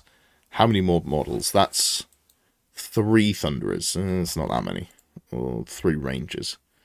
Okay. I mean, honestly, the double shot is not bad, I think. So what if we went here? And then, what's Molten Steel? Just gives you flaming attacks? Oh, that sucks. So then we just chuck on Enchanted Rune to get the extra shots. Because that feels fine, I think. It doesn't feel super spicy, but it feels okay. And then this one, we may as well give them a handgun as well. And a rapid fire, and you just don't get the accuracy bonus to it, and that's still okay. Just throwing out a couple of extra handgun shots. I don't hate that. It feels okay. I feel it plays to the strengths of the list. Yeah. And then, in terms of cannons, I think I like cannons. Although you've got the same loadout here, right? Yeah, so you can't have the same loadout on your runes for the cannon. So one has reloading, we have to give the other one, like, forge. Wait, am I stupid? Oh, they both had forging. I am stupid. You know what you're doing. I just can't read. For some reason, I just read forging twice. Apologies. I read reloading twice. Okay, so you've got one with forging, one with reloading. That makes sense to me. And yeah, like, I think the question that I have is, does this list concept work? Like, how does it beat big stuff? Do you shoot hard enough to cause issues? Maybe. Got some okay combat res.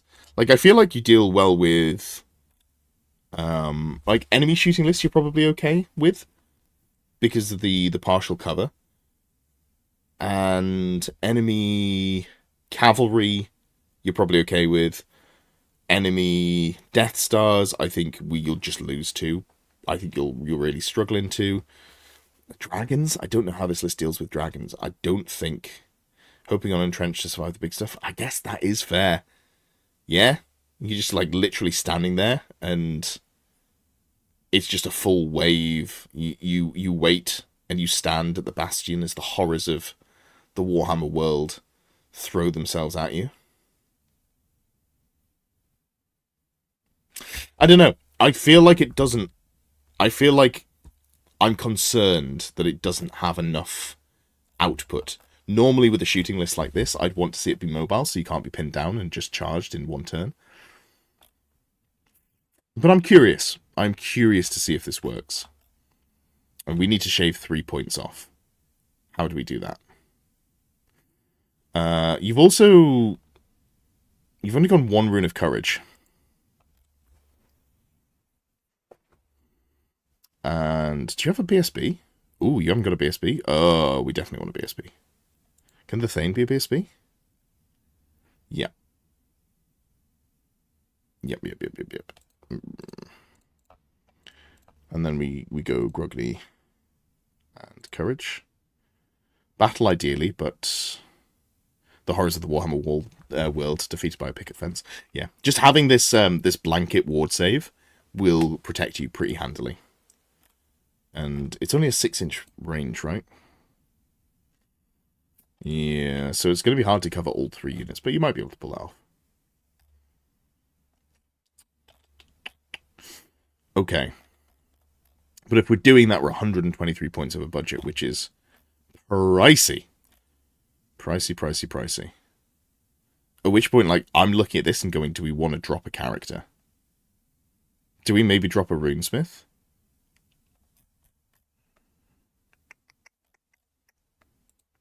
I think we might have to drop a Runesmith. Like, if we're not already giving 3 units Magic Resist 2, and we've got the Runes of Spellbreaking here, like, maybe that's just enough. At which point, I think we just make some sacrifices, and we don't go quite as heavy on these sappers as well.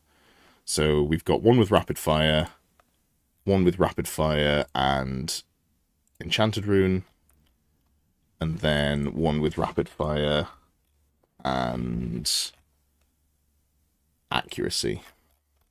Then we're only 7 points over. You've added the BSB and taken it out multiple times. I think the 5 at ward in combat and the 6 up ward just against enemy shooting it's so good. Makes it so hard to get through. We do have to shave some points. We can drop the Great Weapon here. Like, we don't actually need Great Weapons on these sappers, I think. That's my opinion. You're hoping not to get them in combat. I guess actually the Great Weapons, you haven't got shields because you can't have shields. So 2 Great Weapon attacks. Actually, I kind of want to go the other way and give them all Great Weapons. At which point, maybe we drop the Accuracy.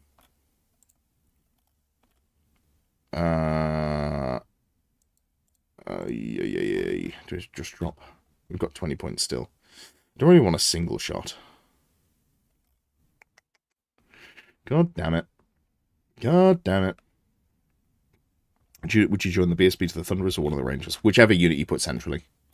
Like, it's not necessarily the unit here that I care about so much, because they all kind of do the same thing. It's more whichever unit you have in the center of your lines is the one that gets the Thunder end.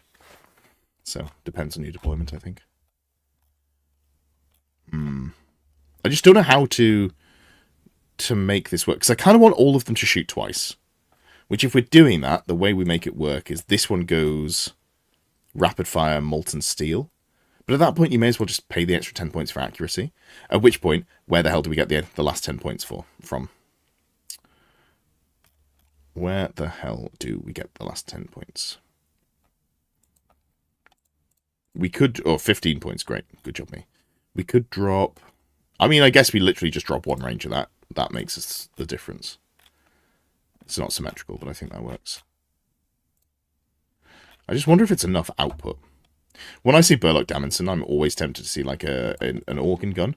Like, I wonder if this list is better with 2 bricks of Rangers, no Thunderers, and then a couple of Organ guns, and you just add the reroll ones to the one that seems like it's going to do the most damage.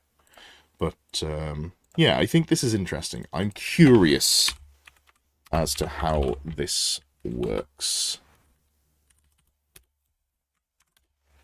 Please do let me know.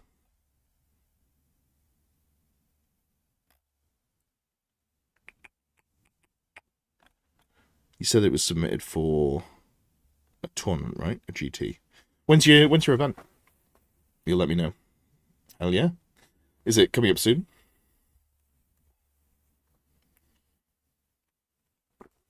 Three, 4, 5, 6. Let's left. Okie dokie. Early May. All right, so you got a while to test it and refine it. That's fair. Okay, let's have a quick look at Beowulf's list. I should have done this earlier because Beowulf was here. I don't know if you're still in the chat, bud, but we've got a list called Square-Based Comp Dragons for Dark Elves. That is 2 dragons. That is Dark Elves. I mean, just at a skim, sure. Kind of got all the things that I'd want in there. However, you're really trying to make those repeater crossbow work. Banner of Harganeth, unfortunately, I think what you've done is you've looked at this and thought that it works on all attacks. It's combat weapons only. It doesn't give AP on the repeater crossbows. Otherwise, it would be sick, and I would be on board with that. So that is a real shame. Apologies for ruining your day. With that in mind, let's take the Ruby Ring of Ruin off the Cold One Knights, put it on the Master, because I still don't mind having it on the Repeater Crossbowman. I think that is fine. That feels pretty okay, just having it here. We'll go Ruby Ring of Ruin and a Charm Shield, I think, on this character. You've got a great weapon, but you can still, because you don't want to just fall over being a BSB, right? You don't want to accidentally die. And then, honestly, I'm still tempted to put like Monster Hunter Tapestry. Oh, you've got it on the unit already. Very good, very nice. Very cool. In that case, I'm kind of tempted to just put a War Banner on, or Banner of Swirling Winds, but I think I don't know that we need a banner on them that way. So, yeah. Also, actually, how many points is it for the magic crossbow? Life Taker, 35 points. Yeah, nah, that's not worth the points. Well, I could just Ruby Ring of Ruin it and hopefully do more. Alright, Dragon Slaying Sword does not go on dragons, I'm afraid. It's I've seen it done a few times now, it just doesn't do anything. That is not necessary. Supreme Sorceress is... You're making my brain hurt, bud. Okay. So, Talisman of Protection is good. I think, honestly, on the Supreme Sorceress, Talisman of Protection Lore Familiar is a really good combo. Because then you just get to pick the spells that you want. You don't need to be a level 4 wizard. Just being a level 3 wizard feels pretty solid there.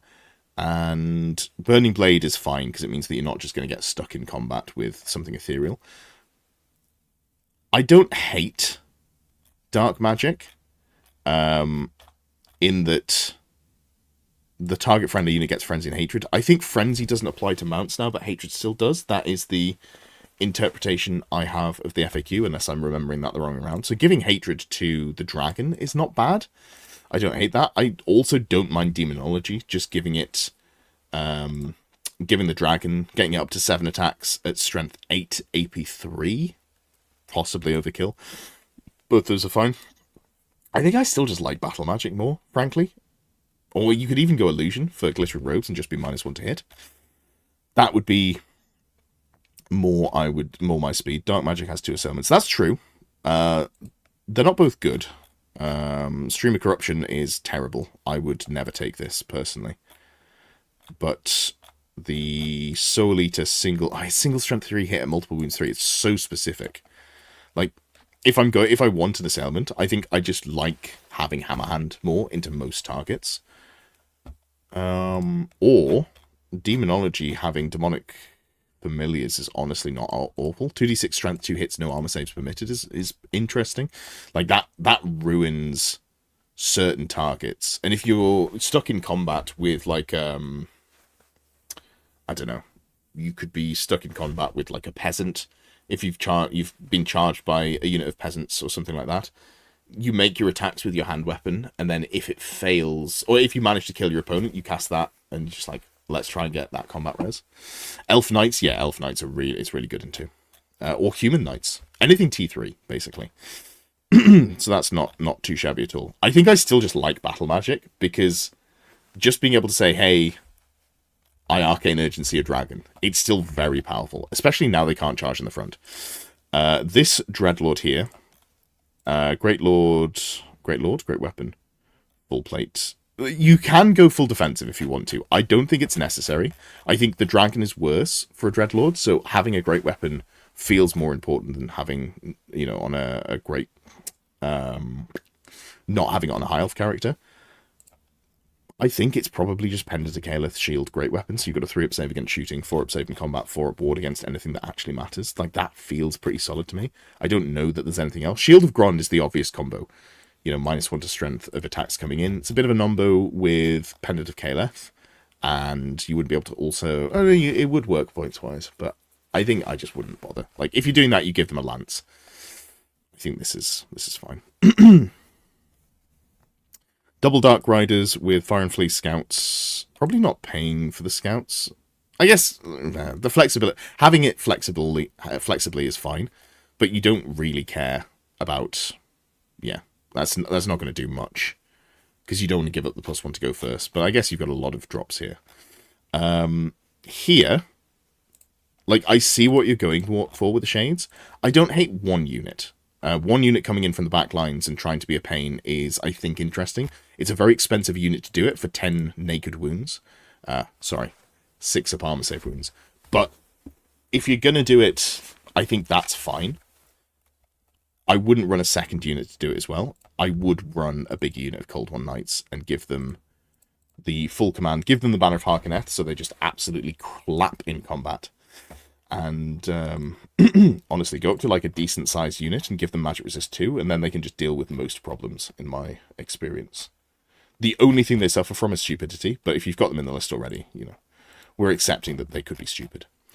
And then we've got a few more points left as well. Honestly, I feel like let's give this character something. I'm not super worried about enemy shooting, so I think War Banner here makes the most sense. Like, this just feels solid. And then we can put in... Got 15 points. How much is a repeated crossbowman? 12 points model? Something like this, I think, is fine. Or, you know what, actually? I am not opposed to giving them Veteran. I know that puts us over on points. We will have to drop something, which becomes difficult. Totem of Wrath and the Cold Ones. I don't think you need Totem of Wrath, because Banner of Harkonneth is so good. So for half the points, you're getting AP1 all of the time on all of your weapons. It's not just on the charge. You lose the reroll ones, but you're paying half the points. And you don't really need the extra EP in the charge. What it does is it turns this unit into an absolute grind machine.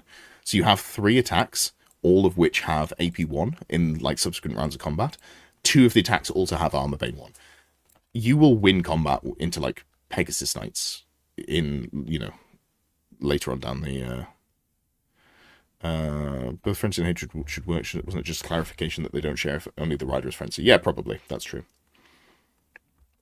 Cold Ones with Battleless break stuff. You know what? That's actually a pretty reasonable argument to put Dark Magic back on.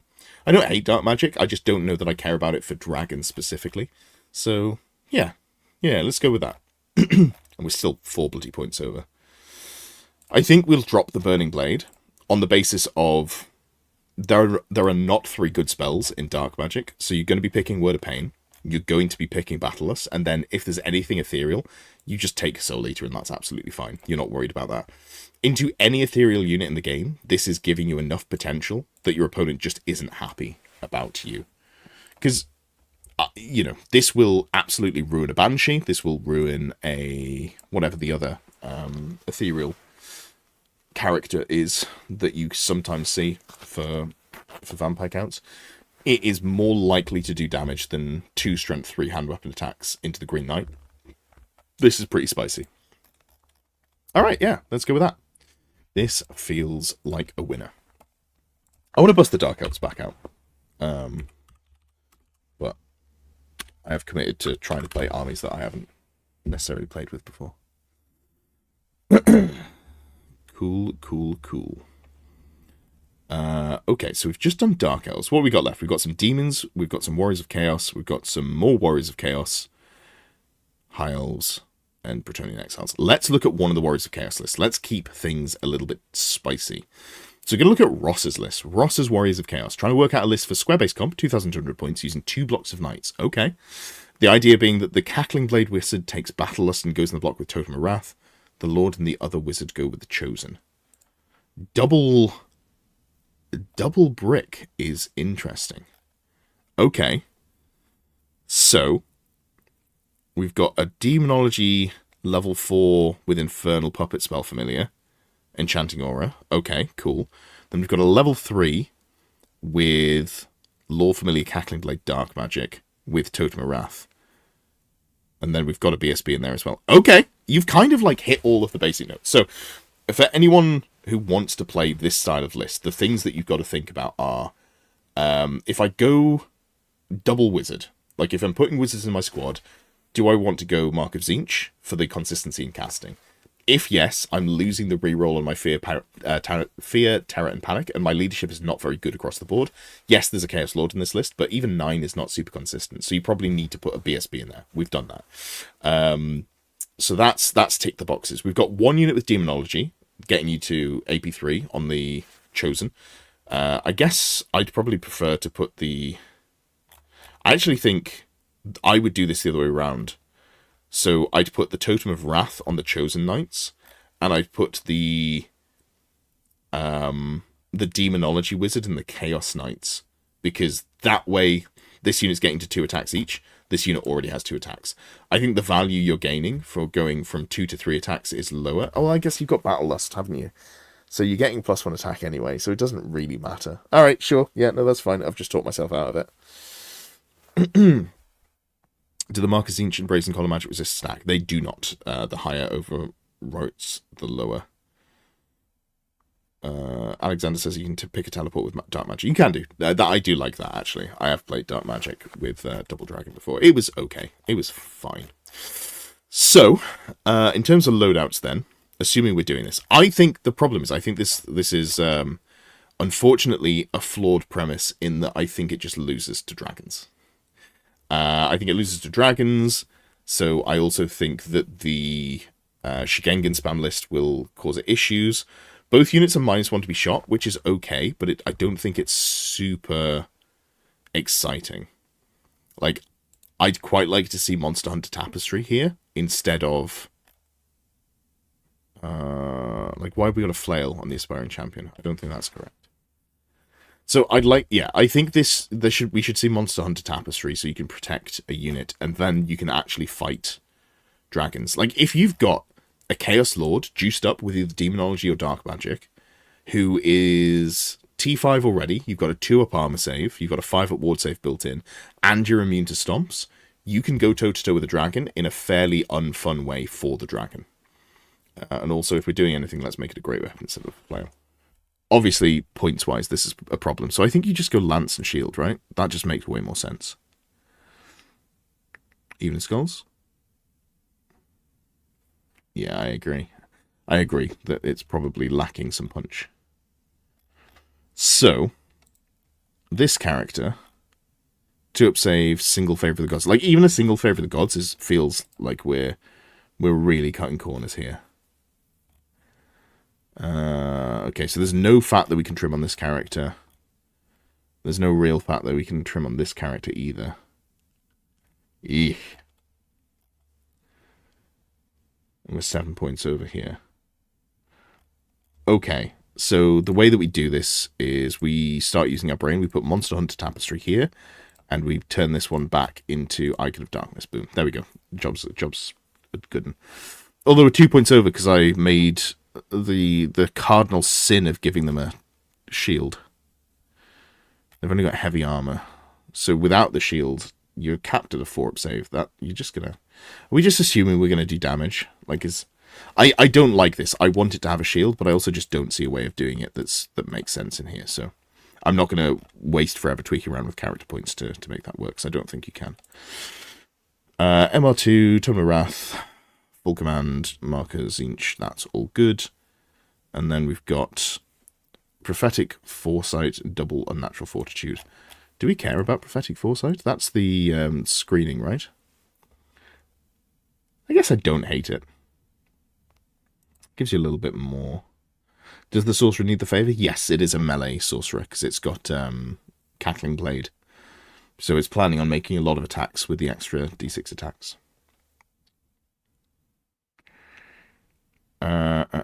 Yeah, this unit does have to be the Prophetic Foresight one to take up the space. And then these two. I don't love like, honestly, I don't love this unit here. I feel like I'd be happy with just a unit that can stand on a home objective. Like, I know the goal here, it seems to be like a fully mounted unit, but something like this, how many could we go? 16, unit champion, shields. We're already over on points. 16 is too many. Let's make him T4, although that is really pricey. And give him skirmish. Kind of want to go up to 14. And then the unit of 9 can just drop down in size, right? Both of them are going to be 11. They don't need to be 11. I don't think there's any value in 11. Just going down to 8 here makes more sense. Yeah, so then we've got the Marauders that can actually hold the home field. They're T4 with a 5-up save against shooting, and they're also in skirmish. Like, this just feels about right, I think. I'd like both of these to be 6 models. How many points are these? 45, and these are 12. Okay, so we're going to go +1, +1, -1. And then we're 2 points under. And we could give this character a shield, but we can't because we're capturing character points. Boom! There we go. That's the list. I am still worried about dealing with better lists, but I think if you want to play this style of list, then have at it. It feels like a fun way to to do something different, which is cool. I am a fan of seeing things that are different and fun. Okay, there we go. Send that across.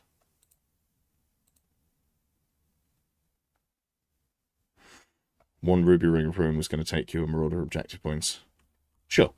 But, like, you're only casting at +1. There's 2 wizards in the list. If it goes off, it goes off. If it goes off, it goes off. Alright. Cool. Let's have a look here. Let's go. Alright. Strife, who submitted a list, I think, just to make me sad. So Strife says, something different for you. Every time I look at the profile, I'm surprised that skull cannons have first charge. The list was initially called I lose to... What was it? I lose to combat res, or I lose to challenges, I think it was. So Bloodthirster, Demon Prince, although the goal would be that you put them together. I don't understand why people go Axe of Khorne. I don't think the Axe of Khorne is good. Like, strength +1, AP -1, killing blow. Like, am I so thirsty for killing blow that I'll spend 35 points to get +1 strength, and, like, maybe my 6s to wound do something? I don't think I am. I'm not excited about that. Also, you haven't paid for the heavy armor. Come on. Let's be serious. Let's be serious. Magic resist 3 on the Bloodthirster, but we can drop that. Like, MR3's fun, but, like, kind of whatever. Oh, okay, we're actually Demons of Khorne. We're actual Demons of Khorne. I think it's better if we're not Demons of Khorne, I'm afraid to say. I feel like it's better if we're demons that can dispel. Because you only get +1 strength and charge here, and that isn't really super relevant, is it? Yeah, I just don't... Like, the core just doesn't feel like it does anything, unfortunately. Like, Fleshhounds I don't think are good. Because you're paying, what, 32 points per model? Yes, you're T4 with 2 wounds, and you've got light armor and then a proper 5-up ward save, but I don't see it. Like, I'm not opposed to maybe one slightly bigger unit. Oh god, I'm so opposed to it. It feels so rough. I feel like if you're doing anything, it's just units of like 14 Khorne Furies. Like, if we wanted to go down the full Khorne list, I think it's just we go Khorne Furies. And, what if we went 4 units of 12? Is that going to fit in points-wise? Slightly over. Like, if we're doing this, I think, do we just drop the Axe of Khorne? Maybe one of them needs to have Dispel Threat, right? So we go Spell Eater there. Like, that feels like something that's worth doing. And then we're still 39 points over. So this 4th unit goes down to what? 9? Yeah. Like, this at least feels like you've got some some play there. Can you have 4 in match play? Yeah, it's 4 core, 3 special and characters, and 2 rare, right? If I try to go for another unit, it should give me an error. It doesn't. Okay. What's it in? Boom. So here, now that we've swapped it there, yeah, there we go. So you put the 5th one in, it's too many, but 4 is fine. Yeah, well, there wasn't a huge amount of lists here to tweak Strife. I don't think it was necessarily a super serious list, but if it was, I think I've made it more playable. There we go. There we go. That was quick. I wasn't even deliberately rushing. It's just there's not a lot of choices to make. What I will say is, first charge and chariots is something that I always forget about as well, but it's something that I'm starting to look for more. The demon experience, yep. Speed run. Is there anything exciting about this list? No. Warmth. Let's have a palette cleanser and look at 1,000 points of exiles from Pelman 32.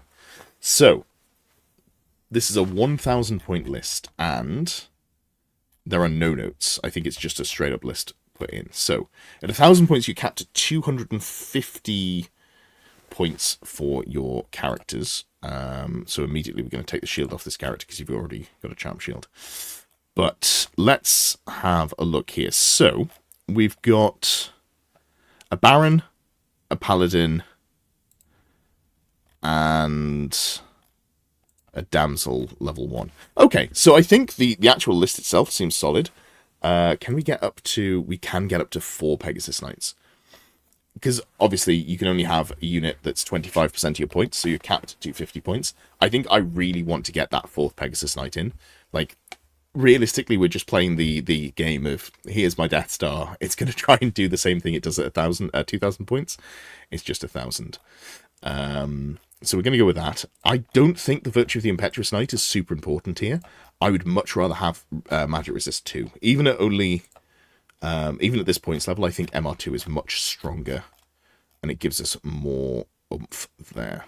The Baron, Exile's Vow, Barded Pegasus, Frontier Axe, Charm Shield, Knightly Temper. Lovely stuff. Yes, thank you, Mr. Assyrian. So the list submission opens on a Friday, and then I close at about 6 PM GMT on a Friday. So I will open it next week for list submissions when they go up. I don't think I'm doing anything next Friday. No, I should be fine. You're debating on the Bombard. I think 1 is probably not worth it. I think I'd rather just go full Death Star and cut some points here. Like, honestly, this unit here could just become 2 units of Peasant Bowman, and I think that might be better. Yeoman Guard are good. Don't get me wrong. Yeoman Guard are good. But I think if we're just trying to keep points low, 2 units of, like, 14... Peasant Bowman with skirmishes, I think probably does more for your ability to score. And then here we just go, maybe we keep it budget and we go like drop the standard bearer, go down to 5. So all this is really bringing is, do we want the standard instead of the mission? Let's go for the standard instead of the musician. This is bringing a lance with 6 attacks plus 5 horse attacks, because all of the models are able to fight in the lance. And it's bringing static combat res 2, 1 for the lance formation and 1 for the standard, and you're turning off their combat res with first charge. I think that is there. But otherwise, I think it's pretty much there. Also, like the Damsel with Prayer Icon of Canals, I think is very solid. Battle Magic, if you roll something good, great. If not, you've got one of the Blessings of the Lady. Realistically, blessings. You've got the Lore of the Lady. You're probably just looking for the Lady's Gift, casting this quite aggressively on turn 1, hoping to get the regen 5+. If you do, just try to stay out of dispel range, but in dispel range of them, you know, you play around with it. If you can give the Death Star regen, this will go hard. But yeah, this seems pretty rude, honestly, at 1,000 points. I'm assuming this is like a tournament level list. That's how I've done it. If this is just to play your friends at 1,000 points, probably don't do this, because this will kick ass. I actually think there's probably not a lot of stuff that could stand up to this at 1,000 points. Basically, you'd have to have your opponent bringing a full shooting list. In fact, you know what? Sorry, I've just submitted the list. Let me just delete that, because I think it's probably worth fitting in either Banner of Shalons or the Banner of Swirling Wind. It's probably Banner of Swirling Wind. Oh, we're over 1 point, so it has to be Banner of Shalons. Let's turn off the standard shoot. And then we're 16 points over. We drop the standard bearer. And we just drop... Yeah. Like this, I think, is even better, because suddenly your Death Star doesn't just die to being charged... charging a unit of... What am I thinking? Iron Drakes, for example. Yeah, there we go. There we go. For a tournament, this will kick ass. This is a list that can win that tournament. You're going to get to the table and people are going to have the 1,000-mile stare. Just look at it and be like, I don't know how to fucking beat this thing. Like, just basically a full Death Star that you'd expect to see at 2,000 points. You'd see one more Baron, but, like, still, that's nasty. Alright. Okay. We've got some elves, and we've got another no dragon Warriors of... Wolves of the Sea this time, but still Warriors of Chaos. Let's have a look at John's High Elves for an RTT. Let me just scroll up here. Now you feel a little bad? You should not. If it's for a tournament, it's, people bring good lists to tournaments. Don't worry about it. It was because it's 1,000 points and you don't see a lot of 1,000-point tournaments. I just wanted to clarify that if this was for friendly games, that was not a friendly list. But I'm maybe over-egging it a little bit. It can lose to shooting lists. Like if you play against someone who's just like, hey, I'm going to bring 1,000 points of Mortuary Cult. Here's 12 Ushabti. You're going to have a pretty rough time. But into the things that I expect to see at 1,000 points, I think it'll do well. So, John says, list for an RTT in late March, trying to avoid double Star Dragon and have more play. Okie dokie. The problem... So, I think there's nothing wrong with not, with playing around with not doing double Dragon.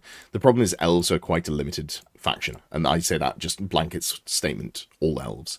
So you will struggle a little bit more than you would if you just went double Dragon, because that's just a base floor of like an okay list. So the Archmage is likely trying to take Train Magic, Fury of Cain, and then either Walk Between Worlds or Tempest, depending on matchup. Prince has been to have a magic weapon, but also maximum protection from cannons. Does the AM make sense to the unit? Archmage, okay. Would a utility caster on Elven Steed still with higher magic make more sense? The Griffin worth it? Would losing the Great Eagle, for example, another Lodestone on the DPs and 2 Sisters be worth it? Okie dokie. You'd want to take the Sea Guard. You love Dragon Princes. And you don't like Skycutters. Okay, let's have a look here.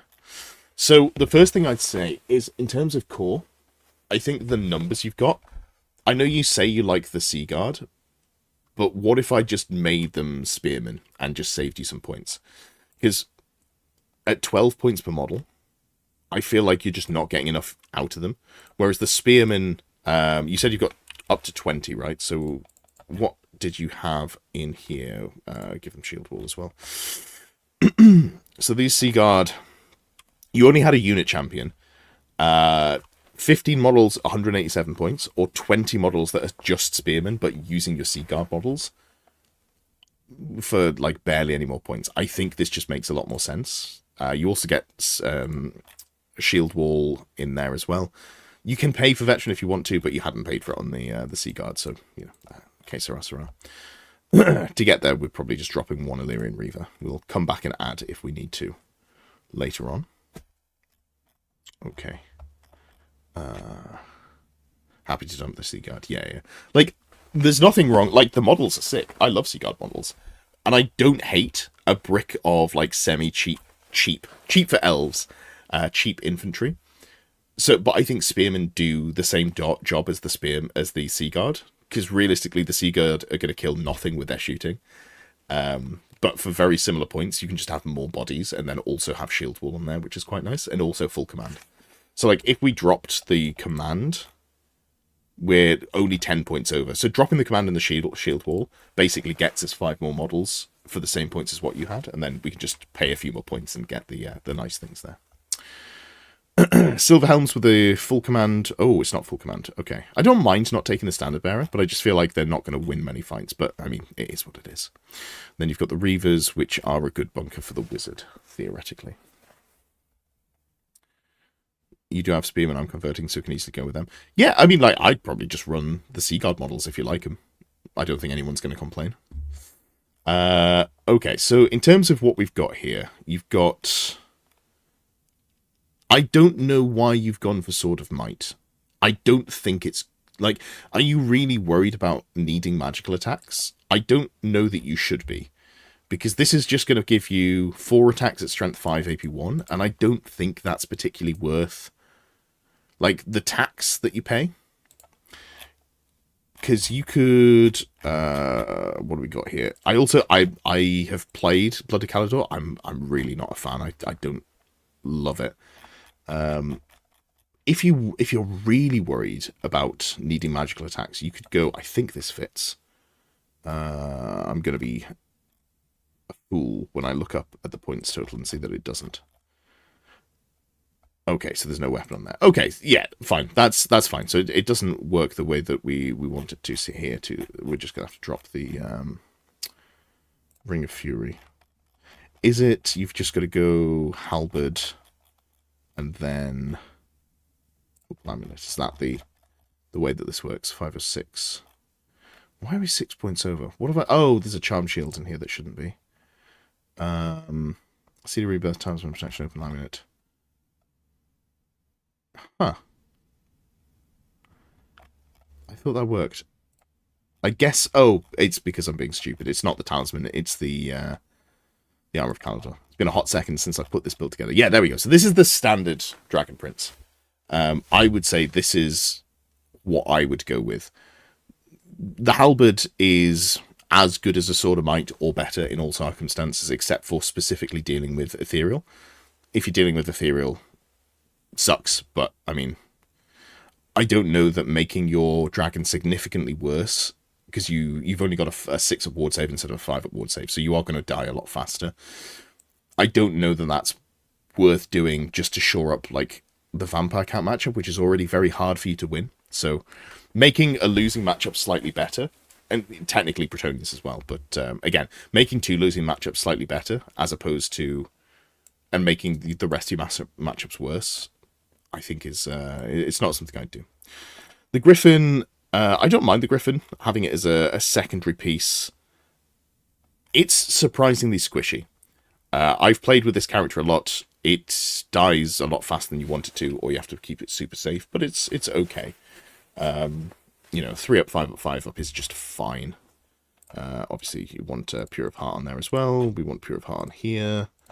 And Pure of Heart... Oh no, you've got Blood of Caledor. So the Archmage has gone Full Plate, Barded Elf with the Steed, High Magic. So you've got a 3 up save with Lord Familiar Power Scroll, and you've got a 6 up ward from the Blood of Caledor, and you obviously have to have that to join the Dragon Pincers.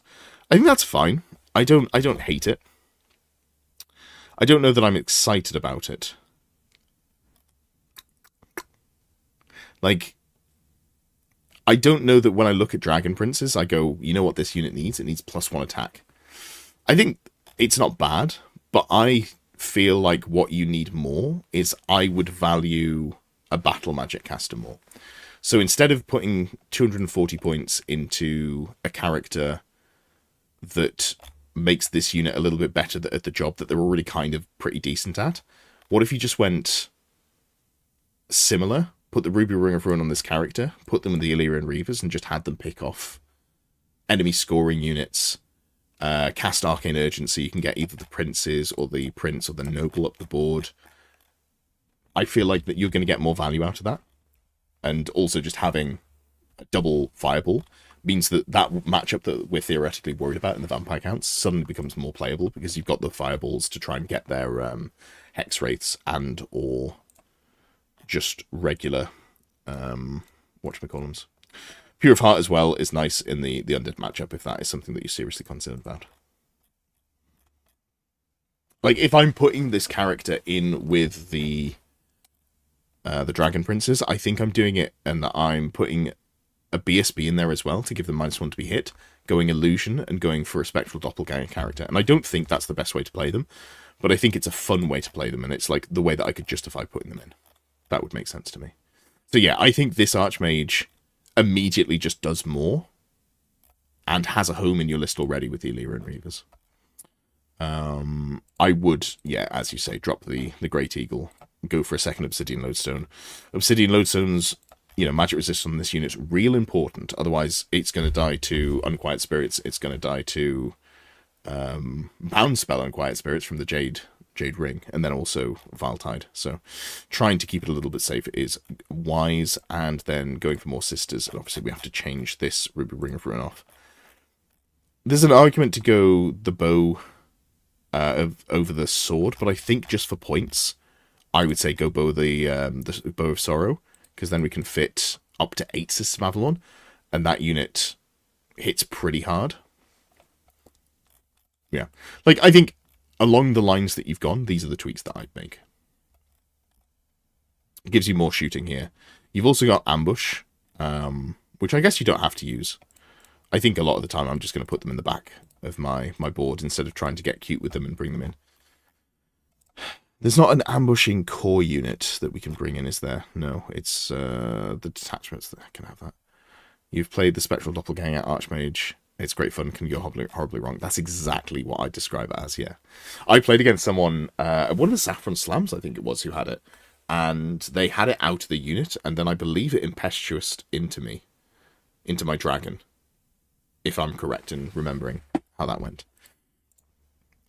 I think I'm correct in remembering how that went. If so, big funny. Big funny. We've got the shields on there as well. I always forget to take shields on Elf Cavalry. I hate it. Yeah, I think that's just good. I actually might be tempted to give them Veteran, because they're going to be stood alone as well. So we go down to 18 with Veteran instead of 20 without. I think that feels better. Then are we missing anything? No, we just got 5 points that I don't have an easy way to spend. But I think that's okay. There's nothing here that's like, we just go a Charm Shield on the unit champion. Oh, I've clicked the wrong unit. The Silver Helms, we go a Charmed Ring. Nope, because we've got the Ring of Fury. And the Reavers got Musician already. Yeah, I think we've just got 5 points that we can't comfortably spend. Charm Shield on the Drake Master there. Oops. Cool. I think that works. Yeah. Well, good luck with that one. Hope it goes well for you. It was John J-Line. Oh, there are two Johns. Are you John with a yellow profile picture or with a not yellow profile picture on Discord? In fact, I can just scroll up and click you are the yellow. Okay, great. Boom. And I accidentally bolded it. You're welcome. You're welcome for your bolds list. The bold choices. Okay. Okay, we've got Bran's No Dragon War at Wolves of the Sea. So is this similar to last time? Bran, you're making me sad. Spawn of Corn is not where I'm at. Okay. So are there any notes here? It just says, please fix my list. Will do. So let's start off with Spawn of Corn is cool. Theoretically, the impact hits are nice and the killing blow is cool, especially when you combo it with the Gnashing Maw, because for every wound an enemy loses from the Gnashing Maw, you regain a wound, so theoretically you could, if you're on 1 wound, you could Killing Blow a Doom Bull who has 5 wounds and go back up to 6. That's not actually realistic. Let's just not lose the wounds in the first place from the Gigantic Spawn and Nurgle, and that's gonna get us further in life. In terms of core, double Warhounds with Vanguard, Horsemen, and Berserkers. This is a lot of points for a Frenzied unit. I know it is a T5 Frenzied unit, but I am worried that it is a Frenzied unit. Okay. And then these are Unit Champion Flails, Ambushing, and Natural Fortitude. Okay, so I think the core is fine. I'm a little worried that this is being Frenzied is just not a wise choice. I don't hate the Berserkers, but I'd rather see them in units of 14 or 15 skirmishers and just running around. So in fact, maybe we just make that change, right? So you go 14 or 15. Something like this. And then we are overcapped on core, which is not what we're trying to do in this list, so that does become a problem.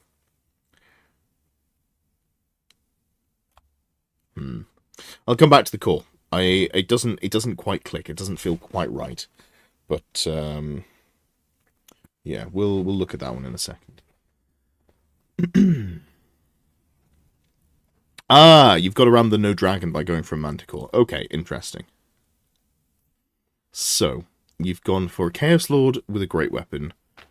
Mark and Nurgle, Manticore, Everlasting Conquest, Armor of Meteoric Iron, Favour of the Gods. So you've got a 5-up save that can't be reduced, a 5-up ward, and then a 5-up regen as well.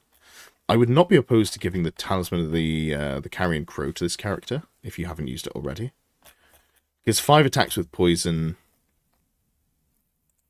just gives you... Like, it's not major, but, like, spending an extra 5 points there just to get poison feels pretty okay. And also, let's go for a second Favour of the Gods. Favour of the Gods is very solid. And Demon Flesh, I don't think this is worthwhile. So, you're T5, so... Yes, slightly more things are going to wound you on 2s. But you just lose a fight to a dragon anyway, so you don't want to take that. And cannons wounding you on 3s instead of 2s, I don't think is meaningful. Yeah, sorry, Jack. I said at the start of the stream, had so many people that were channel members submitting that was where the priority went.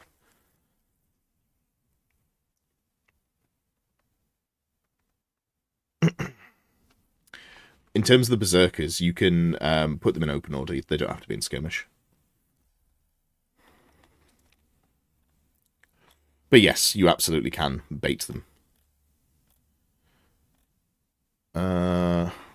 Yeah, okay. We can just shave the points by not going for the Demon Flesh here. I think that is fine. So then we've still got a pretty decent character here.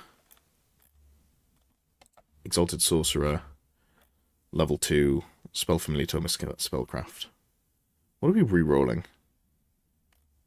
Is it Mark of Tzeentch? No, it's Mark of Nurgle. Mark of Nurgle. For the +1 toughness spell? I guess? I mean, that's fine. Feels okay. It's on foot, and you're just going with... So the goal is just to make this unit, that if we go back to the 22, make them T6. I mean... It's funny. It's vibes. I kind of fuck with it. Then we've got a BSB... Taskmaster's Scourge, Brazen Collar. Let's make sure we're... Okay, you can't give it a flail in a Taskmaster's Scourge, because you can't use the flail. You have to use the Taskmaster's Scourge. Give it a Charm Shield as well.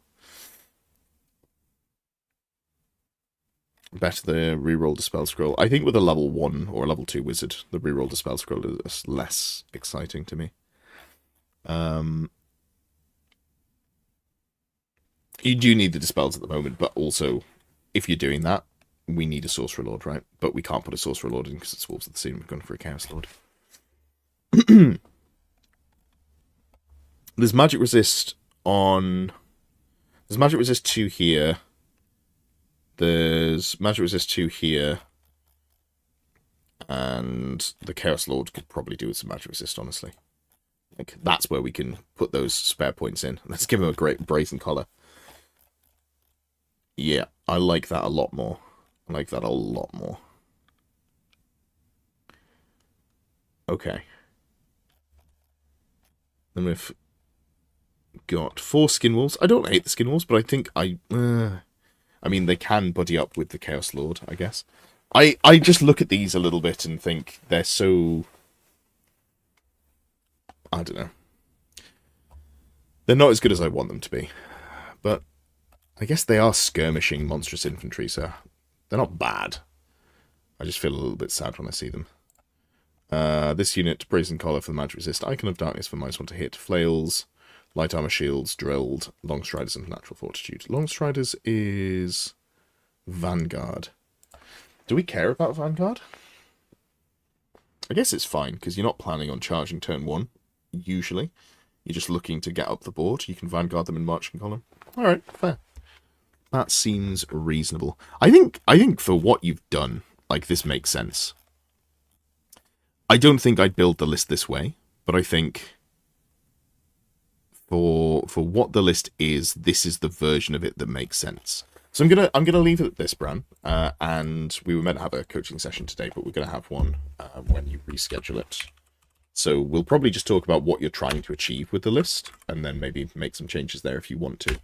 But yeah, I feel like this is the version of the list that works if you're trying to go down the lines that you're at, and we can talk about if we want to change things up a little bit if you've got certain goals that you want to hit with more information.